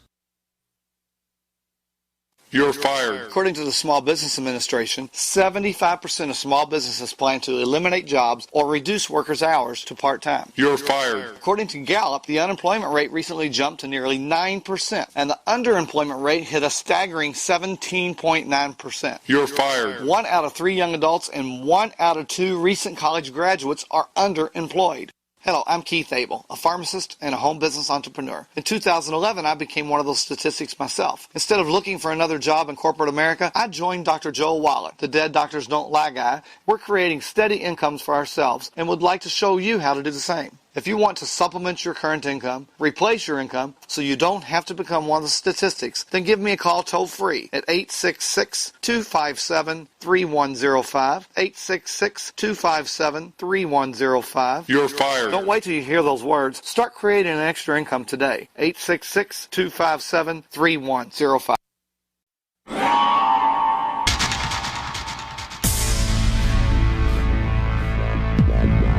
Welcome back to the Paracast, the gold standard of paranormal radio. And now, here's Gene Steinberg.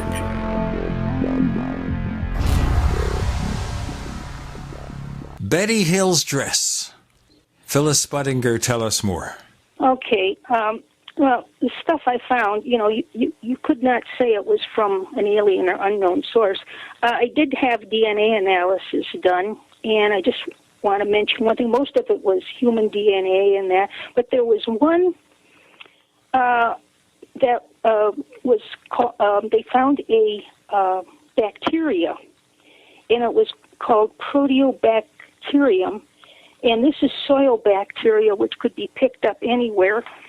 And if the dress was on the ground, it could have gotten there easily, but because of the location of the bacteria, which was on the left sleeve, if Betty was wearing the dress, she would have to be in the prone position, flat on the ground at some point. And this is highly unlikely. And the only time we know that the dress was on the ground was when the dress was removed from Betty in the craft and thrown crumpled on the craft floor. And I think some of this bacteria could easily have been from soiled dirt on the floor, brought in on footwear worn by Betty and the entities, because the abduction did take place on a dirt road. So I think that was interesting. And I do have some speculations from the analysis. And again, a lot of background from Betty was necessary for this. What this dress was literally a new dress that was reduced to a rag as a result of something bizarre happening. That's absolutely no question. And from the chemical analysis I did, it supports Betty's account of the event, and I found nothing at all that would contradict her story. So I have some speculations. Betty told me there was a most unpleasant, unidentifiable odor on the craft. And I think this odor could have emanated from the craft occupants and could be the result of, natural body elimination of oils or respiratory agents. So I guess some alien sweat and smell. These, I think, were transformed to the dress on contact. And as I said before, the pink areas are most profound right around the top of the dress, and especially around the sleeves where the entities gripped Betty as they took her to and from the craft. And wherever there was contact on the dress by aliens, there was pink discoloration. I think what happened is the biological components on the dress were probably also on her skin, because I didn't mention this, but both her and Barney felt really clammy and dirty after the event. Well, I don't think that the stuff that was originally deposited on the dress directly caused the discoloration to pink, because Betty found it days later when she took the dress out of the closet. I think the substance was probably moist, and so the moisture didn't dissipate because she had folded the dress up. And I think this moist substance served as a nutrient for a natural biological growth, which I think was mildew. And this grew, and days later the dress dried, and the powdery residue from this whatever grew, it remained. So it was the mildew-type material that I feel caused the discoloration and possibly interacted with the dress fiber. And by the way, let's see, the entity on the right, when she had the scuffle, when they were taking her across the threshold, I think took the brunt of her attack because this is where the lining is ripped. And also it's noted that the right sleeve swatch is totally permeated with the Miller-like material. And so I think a tighter grip on her was necessary. Well, Betty was right-handed, too, so that would have been her go-to hand to fight off something. And also, other things, I think that the soil bacteria remained, and well, I previously mentioned that I think it was tracked in. It was from dirt tracked in by the craft and picked up by the dress when it was on the floor. So anyway, it's rather interesting. Some people might say, well, why didn't Barney's clothes turn pink or discolor? Well, as soon as he got home on the day of the event, he had all of his clothes and everything cleaned. So that didn't happen to his clothes. But anyhow, that's about what I came to the conclusion. I think it supports whatever she said. There were other things on other fragments I found on there, but those were the most profound. Like, for instance, I found some spider blood where she sat on a bench when she had a hot dog on her way down because she sat on a spider. And a lot of things like that. But everything that she said, it just followed perfectly. But wouldn't there be something, if this dress had been in a spacecraft, that would indicate coming into contact with something that was not of this earth? Not necessarily. I'm just asking. Well, I think that she did come in contact with something. I think the aliens' respiratory products, and I think that can be explained. I think that's what caused the whole generation of mildew and the whole 9 yards. And so she did mention the odor, and I said, "What did it smell like?" The earliest analytical instruments ever made was man's five senses. So I always ask that to people: what did it smell like when you went into the craft? She says, "I don't know. It was most unpleasant," she says. And then later on, Kathy told me Betty thought it smelled like marigolds. So that's the closest she could come. Smelled like what? Marigolds. Marigolds. Oh, yeah. Kind of a... Yeah, they're not too fragrant. I mean, they're fragrant, but they're not too... They don't smell so good. Even the deer won't go near them. Well, they actually, if you plant them around your garden, they help keep bugs away. Yeah, exactly. Yeah. It's kind of a bitter, cloying... It's kind of hard to describe, peppery almost. Yeah, it's irritating smell. Yeah. Well, how about other abduction cases? Have you been asked to analyze other articles of clothing? I would think that this would be an automatic no-brainer for people like David Jacobs, the late Bud Hopkins, and others, to have bed clothing analyzed that were allegedly worn during one of these types of visitations or abductions. Has anyone ever contacted you further about doing work with current cases? Let's hold that answer till our next segment, and we'll have more with Phyllis Budinger, and we'll find out whether she's been contacted by anyone else involved in researching UFO abduction cases after having analyzed that dress worn by Betty Hill. Oh, boy. Now, the last two episodes of After the Paracast have been special. So, 2 weeks ago, we continued our 10th anniversary roundtable with Paul Kimball, Greg Bishop, and Goggs Mackay. And last week, our three listeners, part of our listener roundtable, Sue, Ufology, and Stoneheart, stayed for the second show. You can get After the Paracast if you're a member of the Paracast Plus. You also get the ad-free version of this show with higher quality audio.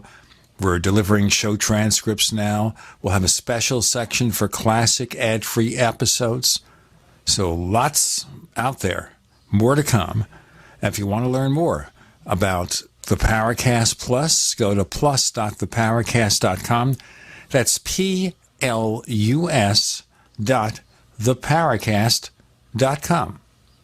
Good stuff, Gene. Oh, it's really good stuff, and we want to get into a lot of the remaining questions from our listeners and more.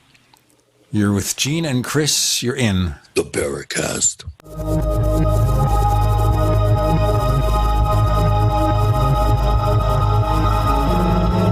If you're fascinated by UFOs, ancient aliens, archaeological mysteries, ghost hunting, Atlantis, and any other paranormal topic as we are, be sure to check out apmagazine.info each month. Since 1985, it has presented the latest research by top researchers like Andrew Collins, Brad Steiger, and many others, and contains interviews with such leading personalities as Jacques Vallée. Click on one of their banners and check out apmagazine.info. As you know, neighbors, web hosting can be pretty cheap, but not all hosting is the same. DreamHost wins Best of Awards year after year.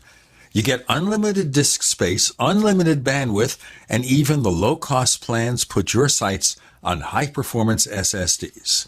Want to know more about what DreamHost has to offer? Go to technightowl.com/host. Once again, that's technightowl.com/host. Hi, Peter Vaccaro for ParanormalDate.com. Are you looking for love in all the wrong places? Now you have a chance to change that by signing up for free at ParanormalDate.com. This incredible dating site puts people of like minds together. People who are interested in the strange, the unusual, mysteries, ghosts, UFOs, and the afterlife, and so much more. ParanormalDate.com was developed for you, people seeking a viable alternative to the other dating services. You can join for free by going to ParanormalDate.com, and if you decide you like it and want to connect with people, use the code GEORGE for a substantial discount.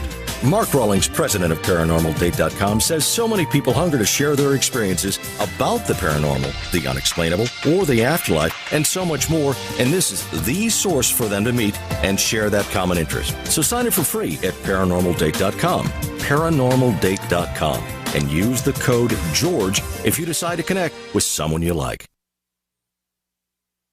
Are your Google search results killing you? Unflattering content in blogs, news articles, online reviews, social media, or other sources can jeopardize your reputation, your business, and your livelihood. Let Reputation.com help. Our patented technology will make the truth about you more visible while pushing down unwanted negative content. Improve your Google search results. Call Reputation.com at 1-800-831-0771 for a free consultation. That's 800-831-0771.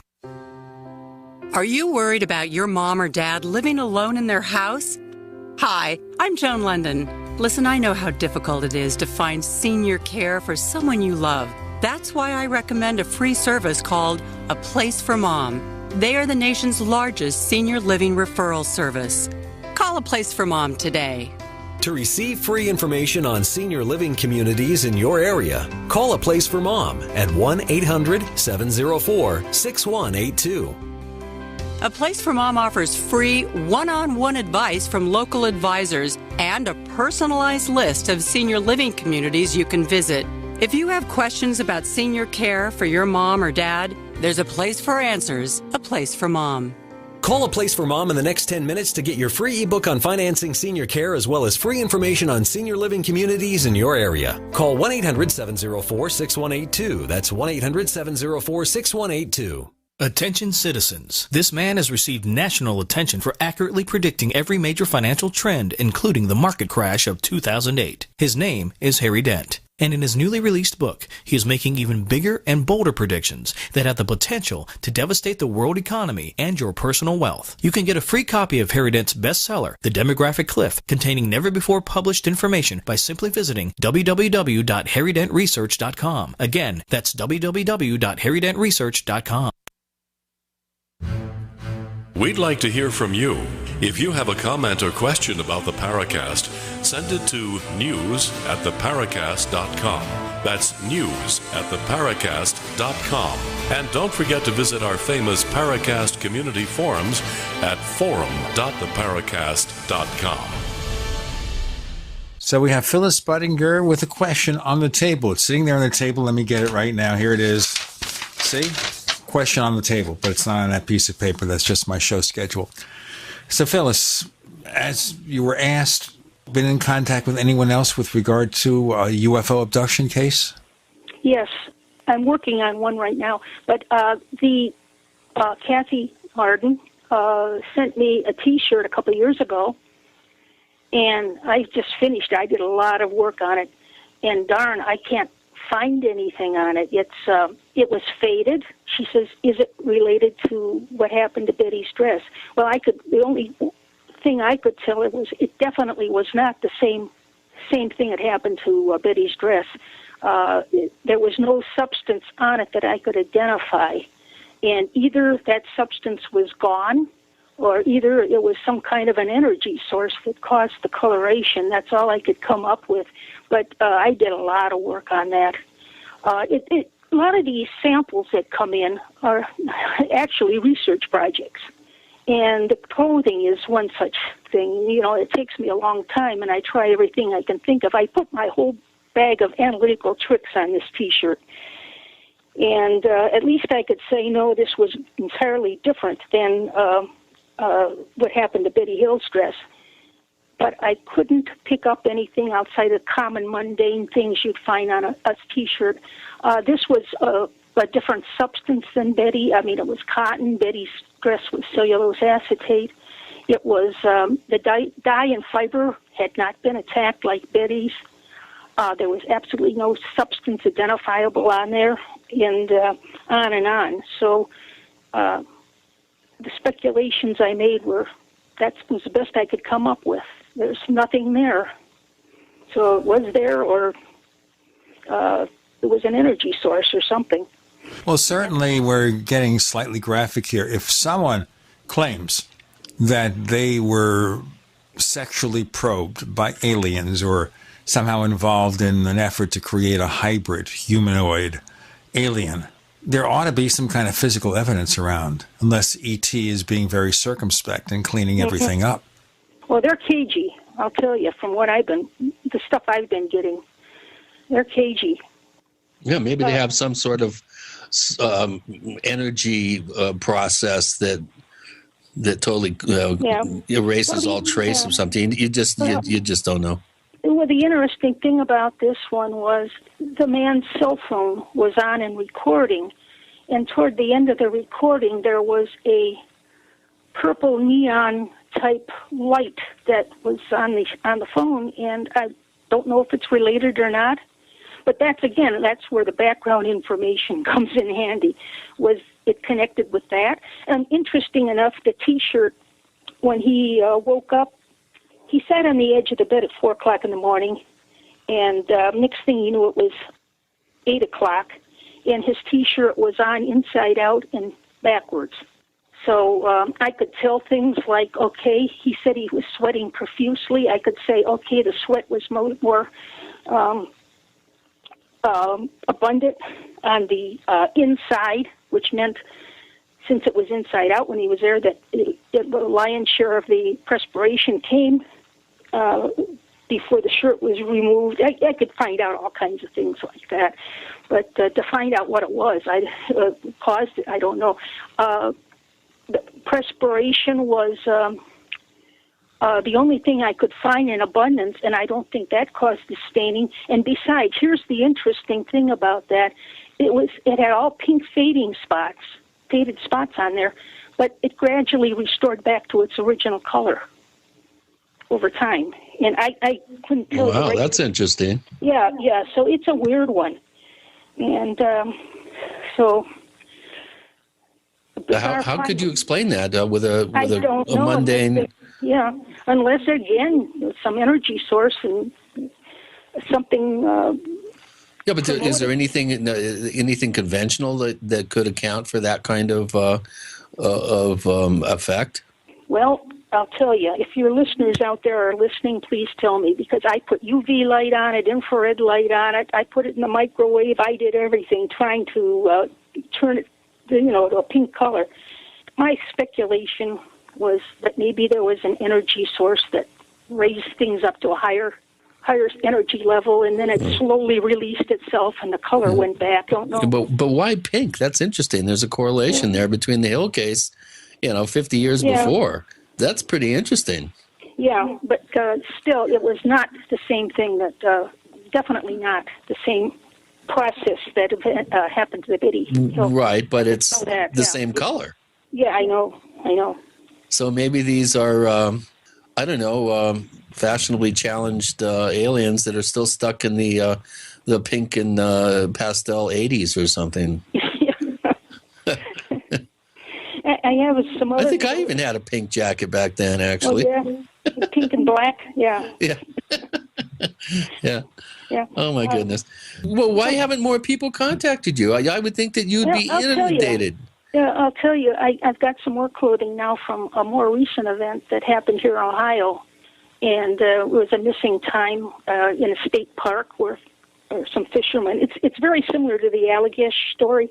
Right. And at night, something happened, missing time. They woke up, the campfire was out, and I have all the clothing from them. Oh, and interesting. I'm just working on that now. You're going to find fish guts, salmon eggs, bacon grease, probably a little whiskey. Yeah, well, I found the guy was a construction worker, and I found paint on the front, but, I'm just working on it.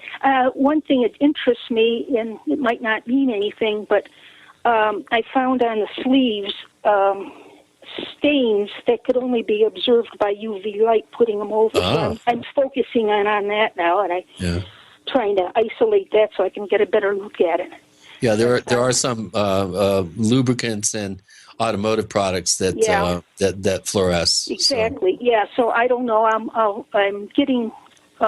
I'm extracting and I'm doing things on that, and I don't know. Maybe I'll find something like that mundane. Well, you got the bag of tricks to throw at the equation here. Yeah. So, oh man, this is great stuff. This kind of show I like, Phyllis, when we can actually talk to a real scientist doing real science and with an objective view of these mysteries, if we will.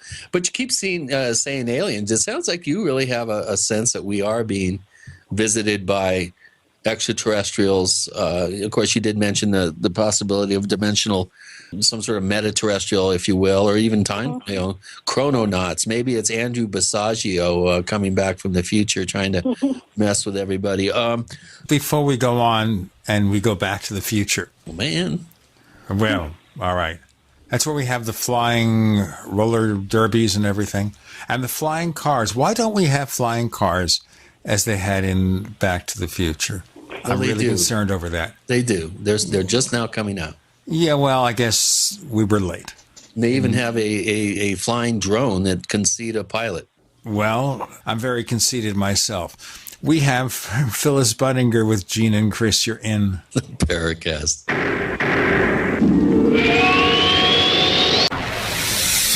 You are listening to GCN. Visit GCNlive.com today. Serious investors and traders want to make 81% return in 60 seconds? Use the same secret algorithm professional hedge fund managers use to make billions of dollars of profits. Turn $250 into $4,903 in just 7 clicks of a mouse. Our tool is so simple that my 82-year-old grandmother can use it to make insane stock market profits. Go to BigBuckRiches.com. Watch the free video before the hedge funds make us take it down. Go to BigBuckRiches.com. From the Robert Allen System, current returns not indicative of future results. We use mobile devices right against our bodies every day, but growing scientific evidence has emerged showing serious health risks associated with exposure to EMF radiation emitted from these devices. The solution is Defender Shield, the most effective mobile radiation shielding ever developed. Defender Shield blocks virtually 100% of EMF radiation from cell phones, tablets, and laptops, and starts at just $64.99. Buy now at DefenderShield.com. For 10% off, use promo code GCN. DefenderShield.com, the worldwide leader in mobile radiation shielding. It's no secret that pathogens such as bacteria, viruses, molds, and fungus can inflict severe damage in the human body. Fortunately, a new and vastly improved silver solution has been developed. Supernatural Silver is a revolutionary broad-spectrum antibacterial, antiviral, antifungal solution that can be used inside the body as well as on the skin. Supernatural Silver is unique and superior to colloidal and ionic silvers, using a patented technology that is is highly effective against colds, flus, infections, food poisoning, and yeast, in addition to many other pathogens. Supernatural Silver is scientifically supported, extremely safe, and is the #1 choice of thousands of people for immune system support. Find out how Supernatural Silver could change your life. Go to supernaturalsilver.com and use the promo code HEALTHY for 20% off. That's supernaturalsilver.com. And like us on Facebook. Paid non-attorney spokesperson Adam Pulaski of the Pulaski Law Firm with principal office in Houston, Texas is the attorney responsible for the content of this ad. This ad is not legal advice, and the choice of a lawyer should not be based solely upon advertisement. Services may not be available in all states. Attention Xarelto users. If you or a loved one took Xarelto and suffered a serious bleeding event, you may be entitled to financial compensation. Xarelto is a popular prescription blood thinner used to prevent blood clots and protect patients from strokes. These serious bleeding events have led to numerous cases of hospitalization and even death. Phone lines are open 24/7. Call 800-261-0937. That's 800-261-0937. Hey guys, Pat Matthews here to tell you about the newest and best way to sell products online. It's buysellmakeoffer.com, an enormously revolutionary way to sell your stuff online. It's time to clean out the garage, your old golf clubs, sports equipment, tools, and yes, even your car. Forget about the way the other guys have taken more than their share from you when the sales were finalized. Look, it's happened to me over and over and over. Then I found buysellmakeoffer.com. They will never charge you item fees. Just go there right now to sign up and load all your stuff to our server to sell. This is not an auction site. Sell your car, sell your home. Realtor, sign up now. Just use our resources along with Skype and videos, then add your creativity to sell your items quickly and with no fees. Go right now to buysellmakeoffer.com and sign up. The excitement is building. I've signed up to sell my stuff with buysellmakeoffer.com. You should too. buysellmakeoffer.com. This is Holly Thomas, Group Vice President of Cause Marketing for Macy's. Our company is working together with the March of Dimes through March for Babies to raise money and awareness about the serious problem of premature birth in the U.S. That's why Macy's is committed to raising funds through our employees, customers, family, and friends to improve the health of moms and babies everywhere. Won't you please join us in March for Babies? Start a team today at marchforbabies.org.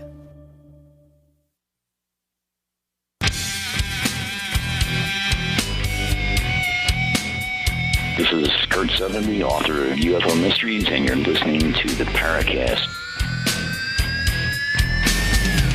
With Gene and Chris and Phyllis Budinger, we're looking at nuts and bolts UFO research. So let me ask you, Phyllis, we've covered a number of cases here. Betty Hill's dress, Delphos, Kansas, things that you've analyzed. Is there anything anywhere that gives us any real clues as to the origins of UFOs? The origins, your guess is as good as mine. I lean toward the dimensional one because of the craft that I saw go disappear. But I think it could be both, extraterrestrial and dimensional. It could be. But I have yet to see any isotopic ratio differences for extraterrestrial, but I've only looked at limited samples, very limited. And I just need more data to put it all together. You got to find the pattern, and I haven't found anything yet. The only thing I've ever seen was these glowing effects, which indicates something about the propulsion system. We just need more data, a lot more data. Well, I think after all these years, is there a reason you think why we don't have that data? I mean, even if we start UFOs in 1947, which of course is not where it would generally start, why is it that way? I suppose a lot of this stuff has not been properly analyzed. Because I don't know of anybody that did a really great job of it in the past. I can remember reading about some techniques that were done on some samples in the past that were totally preposterous to use that. Why would you use something that, that you put through a chromatographic column that was not soluble in something, or why would you send a sample to a doctor, an MD? That happened a number of times. They think a doctor, because he's a doctor, knows all about analysis of materials, or it was sent to the wrong people. Well, he's got lots of fancy gear, He's got lots of fancy gadgets. yeah. So I think that the people that have been analyzing this, some people were very good, but it has never been archived. I haven't seen much data in the literature. Some have. I think the angel hair stuff, a lot of work was done on that. That was reliable. Well, at first I didn't think so, but I found out that a lot of it that comes in is mostly spider web. And you can see that just by a microscope because it has little droplets on it and sometimes eggs. But yeah, but real angel hair usually disappears. I mean, yeah, it dissolves away. And I had one case like that. Most of the stuff, about all the stuff I ever saw was spider hair. But I had one case where it wasn't the typical spider hair. Angel hair. It sort of dissolved, and it was a foamy material, and it did dissolve and went away, and before I could do much work on it. So it was a problem, but I did find it was a natural product. We did some, I had a friend of mine do with this a method called GCMS, and also Headspace GCMS to look at the vapors and stuff. And it was a lot of natural products, decomposition products from, right. I call them amides, I don't know what. Have you ever heard of a yellowish, kind of slightly oily material that is mostly translucent, kind of reminds you of a clear orange marmalade type material that's oily and has some bubbles in it? I collected some off, actually, the neck of my very first field investigation, and I sealed it in a film container and signed my name, and it was duct tape closed and all that, and we sent it that day overnight to Denver, and it arrived the next morning. And when John Altshuler opened up the vial, there was nothing in the vial, nothing. And we had collected enough material to put a nice blob on a quarter. So there was, quite a bit of material there. And he did a test on the vial and said not only was the material gone, he said the only thing that had ever been in the container was film. Have you ever heard that? This yellow kind of material? I've heard of it on other few cases. It's funny you should mention that because I got a sample from New Hampshire where is it? I think this is an experiencer. There's a lot of high UFO activity in this area. And she sent me a rubber glove, which she found this material, gooey, something like that, outside, and it dissolved the glove. And I'm trying to figure out what it is. And I'm not very far in the analysis, but I've got a lot of spectra on it, but I'm in the process of interpreting it. So it might be something similar to what you had. She described it similar as yellow in color and kind of. Yeah, it's sort of yellowish, and of course the glove is yellow too. But it's a gooey, sticky material, and it actually attacked the rubber glove, dissolved it, dissolved the area where she touched it. So, well, if it's the same stuff, it should have burnt into or dissolved the plastic of the film canister. You would think, but you can't assume anything in this realm. No. Well, have you've been interested in these subjects for quite a number of years now, going on 20 years, in terms of being officially involved and doing testing and that sort of thing. Have you got any sort of negativity or blowback from the professional community that, you've been obviously working for 30, 35 years as a professional analytical chemist? Have you had any snitting or have you had people supporting your work and saying, wow, I wish I had the gumption to do that or whatever? Or do you try to keep everything separate? Do your colleagues know that you're even involved in this? Oh, yeah, they know. In fact, there's only two that didn't want to, don't follow the topic. Well, they don't believe in the topic. And there's only been a couple that have at least said it to me, but they all ask me all kinds of questions. And in fact, some have even had suggestions for analysis. I haven't had the backlash that bad. I think a lot of them offered to help. I sort of recall an incident that happened.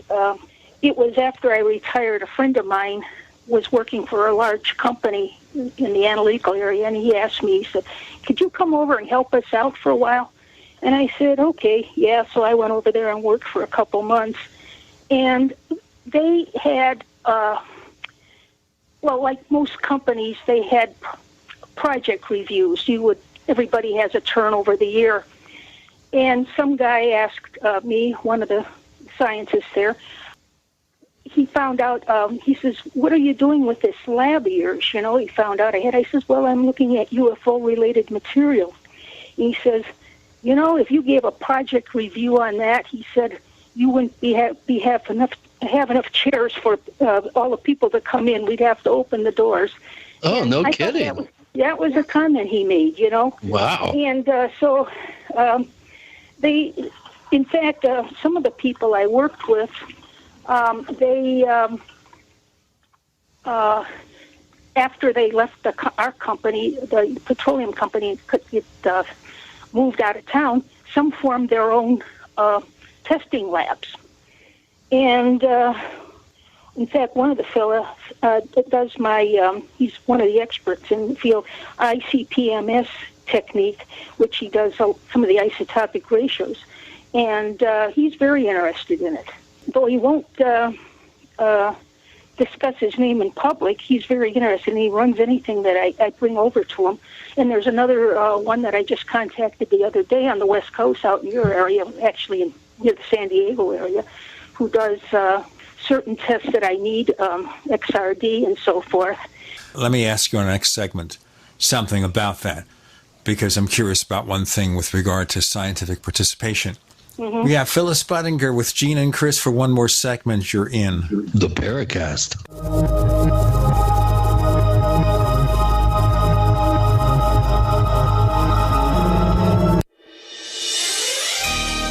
Thank you for listening to GCN. Be sure to visit GCNlive.com today. Graphic Converter is the image manipulation tool for the rest of us. It does not use any database. You get full control of all your files. Want to view the images of a folder? Drag it into Graphic Converter and a powerful browser opens up to show your image files. You could use it for slideshows. You could use it to import images from digital cameras or from scanners. Need to do some image editing? You can do that too in Graphic Converter. Also print catalogs. Convert from so many formats I can't even list them. Download now to see if Graphic Converter is good for you, like 1.5 million other users. Guess what? You could save money when you buy Graphic Converter. Use the coupon code Night Owl. Use the coupon code Night Owl to get a special price for Graphic Converter. Go to lemkesoft.com. That's Lemke soft.com. Lemkesoft.com. Lemke soft.com. By now you know that wireless technology like cell phones do in fact pose dangers to the health and privacy of everyone. Block-It Pocket's wide range of products are unmatched in providing the protection you deserve. No scare tactics, just common sense. BlockItPocket.com offers quality American-made options to alleviate and eliminate these invisible dangers. Learn more at BlockItPocket.com or call 888-315-9618. BlockItPocket.com, enhancing health and privacy. No other network provides the level of customer service we do. When it comes to radio advertising, we are your one-stop shop. And no matter how big or small your business is, we can help. Email us at advertise@gcnlive.com, and an experienced advertising executive will help you take the first step towards driving more customers to your business or website. Advertise@gcnlive.com. Easy, affordable, effective. You haven't experienced yogurt until you've tried a Mossy, embodying health and flavor in a true whole milk, green-fed dairy beverage. Every sip pays homage to our old world cows and the ancient culturing methods their milk benefits from. With over 30 probiotics, a Mossy's undeniably nutritious, refined, cultured sensation bolsters your health and awakens your passion for dairy. A Mossy's so good, and you need to try it. Contact your Youngevity distributor or call 877-878-4203 or go to gcnteam.com. I'm Nick Soboleski, a Select Quote agent with a true story that could save you hundreds of dollars a year. A woman named Linda just called.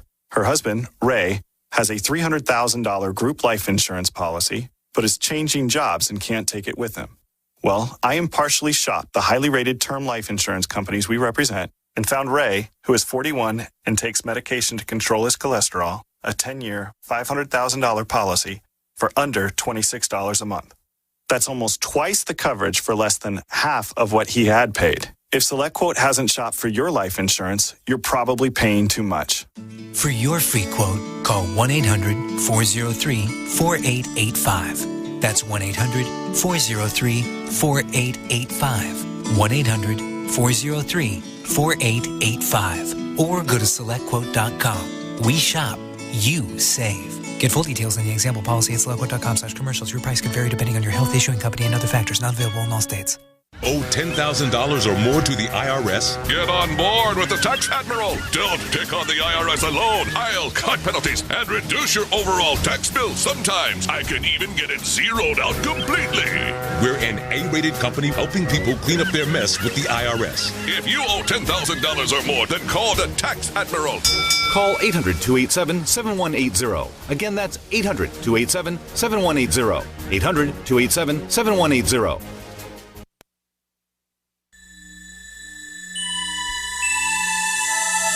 This is Jacques Vallée. You're listening to the Paracast, the gold standard of paranormal radio.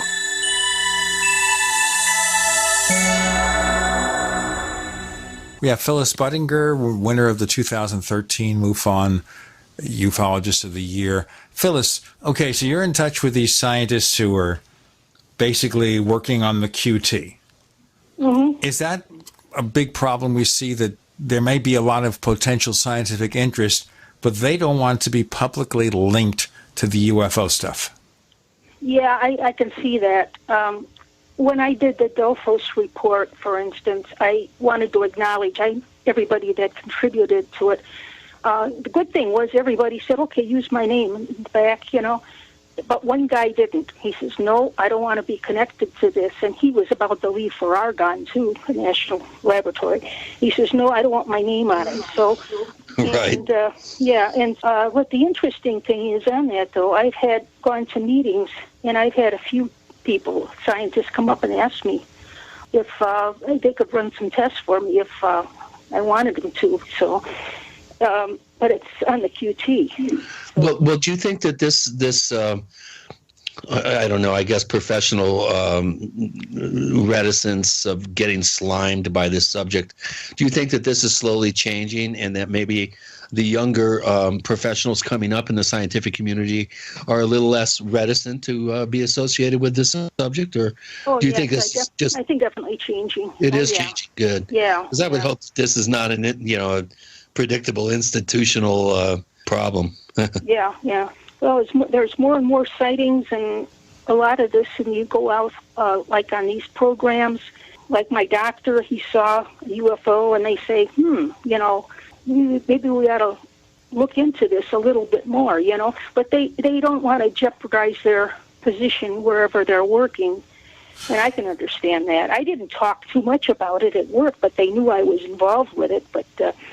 But then again, I wasn't as actively involved. I was reading a lot and that type of thing. So getting the background work done. I think it's changing. You're such a sweetheart too. I enjoyed so much meeting you earlier this fall, and you just have a very kind of effortless way about you, and I don't see how anybody could get mad at you for anything, actually, because you're such a sweetheart.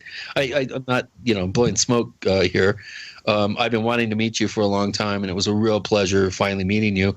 And I'll tell you, I know where I'm going to go if I have some quality site evidence or trace evidence or something that you would be able to have some fun with. I would be very honored if you would be involved in any sort of analytical process. I'd love to do it. It's fun. It's really fun work. It's not boring, obviously. Well, you never know. I mean, gosh, if you come up with a new isotope of some compound or metal or something, you could win the Nobel Prize. No, I doubt that. But well, you know what I'm saying. I mean, there's the potential for some amazing scientific breakthroughs. It could be in the very next package coming in from a site investigator. You just don't know. We don't know unless we do the work. Mm-hmm. And my hat's off to you. This has been, again, I don't say this very often, but this has been one of my absolute favorite episodes in the past 7 years of being involved with the show. You know, I really salute you and your courage and, you know, your stick-to-itiveness and be willing to become informed about the subject, number one, and then be creative in how to apply your particular talents and expertise to this conundrum. Anything that we can do here at the Paracast to aid you in that, you just let us know. And, you know, my hat's off to you, Phyllis. You're a real, well, I can't say unsung hero because you won the Investigator of the Year award. So, you know, keep up the good work. And I just hope that you have somebody that you have under your wing, that you've got somebody to help carry on the work too. Once you get to the point where you're not really capable of really doing the work. You know, we're all getting older and, you know, we need to get the young people involved. So this is really important. Okay. Now, let me ask you as we progress here to a final portion of the show, and that is, all right, you're not doctrinaire about UFO origins. You're trying to be really fair, consider the evidence, take it where it leads. Do you think we'll ever get to an answer? It's been so many decades, and it seems to me as if we really haven't made all that much progress as much work has been done. Yeah, I'm pretty sure we'll get to an answer. Our spacecraft are up there. We're discovering, and the technology is going rampant. I'm sure it'll come out. But I think whatever this is controlling this. That is, it won't come through government or things like that. It'll come through the people. It's people will become aware that they're not living in a bubble, that there's something out there. And that presupposes, Phyllis, sorry to cut you short, we don't have much time, we have to keep it short. Okay. That presupposes there's an ET origin, and that's not been proven yet. Do you think the government even has anything more than just more cases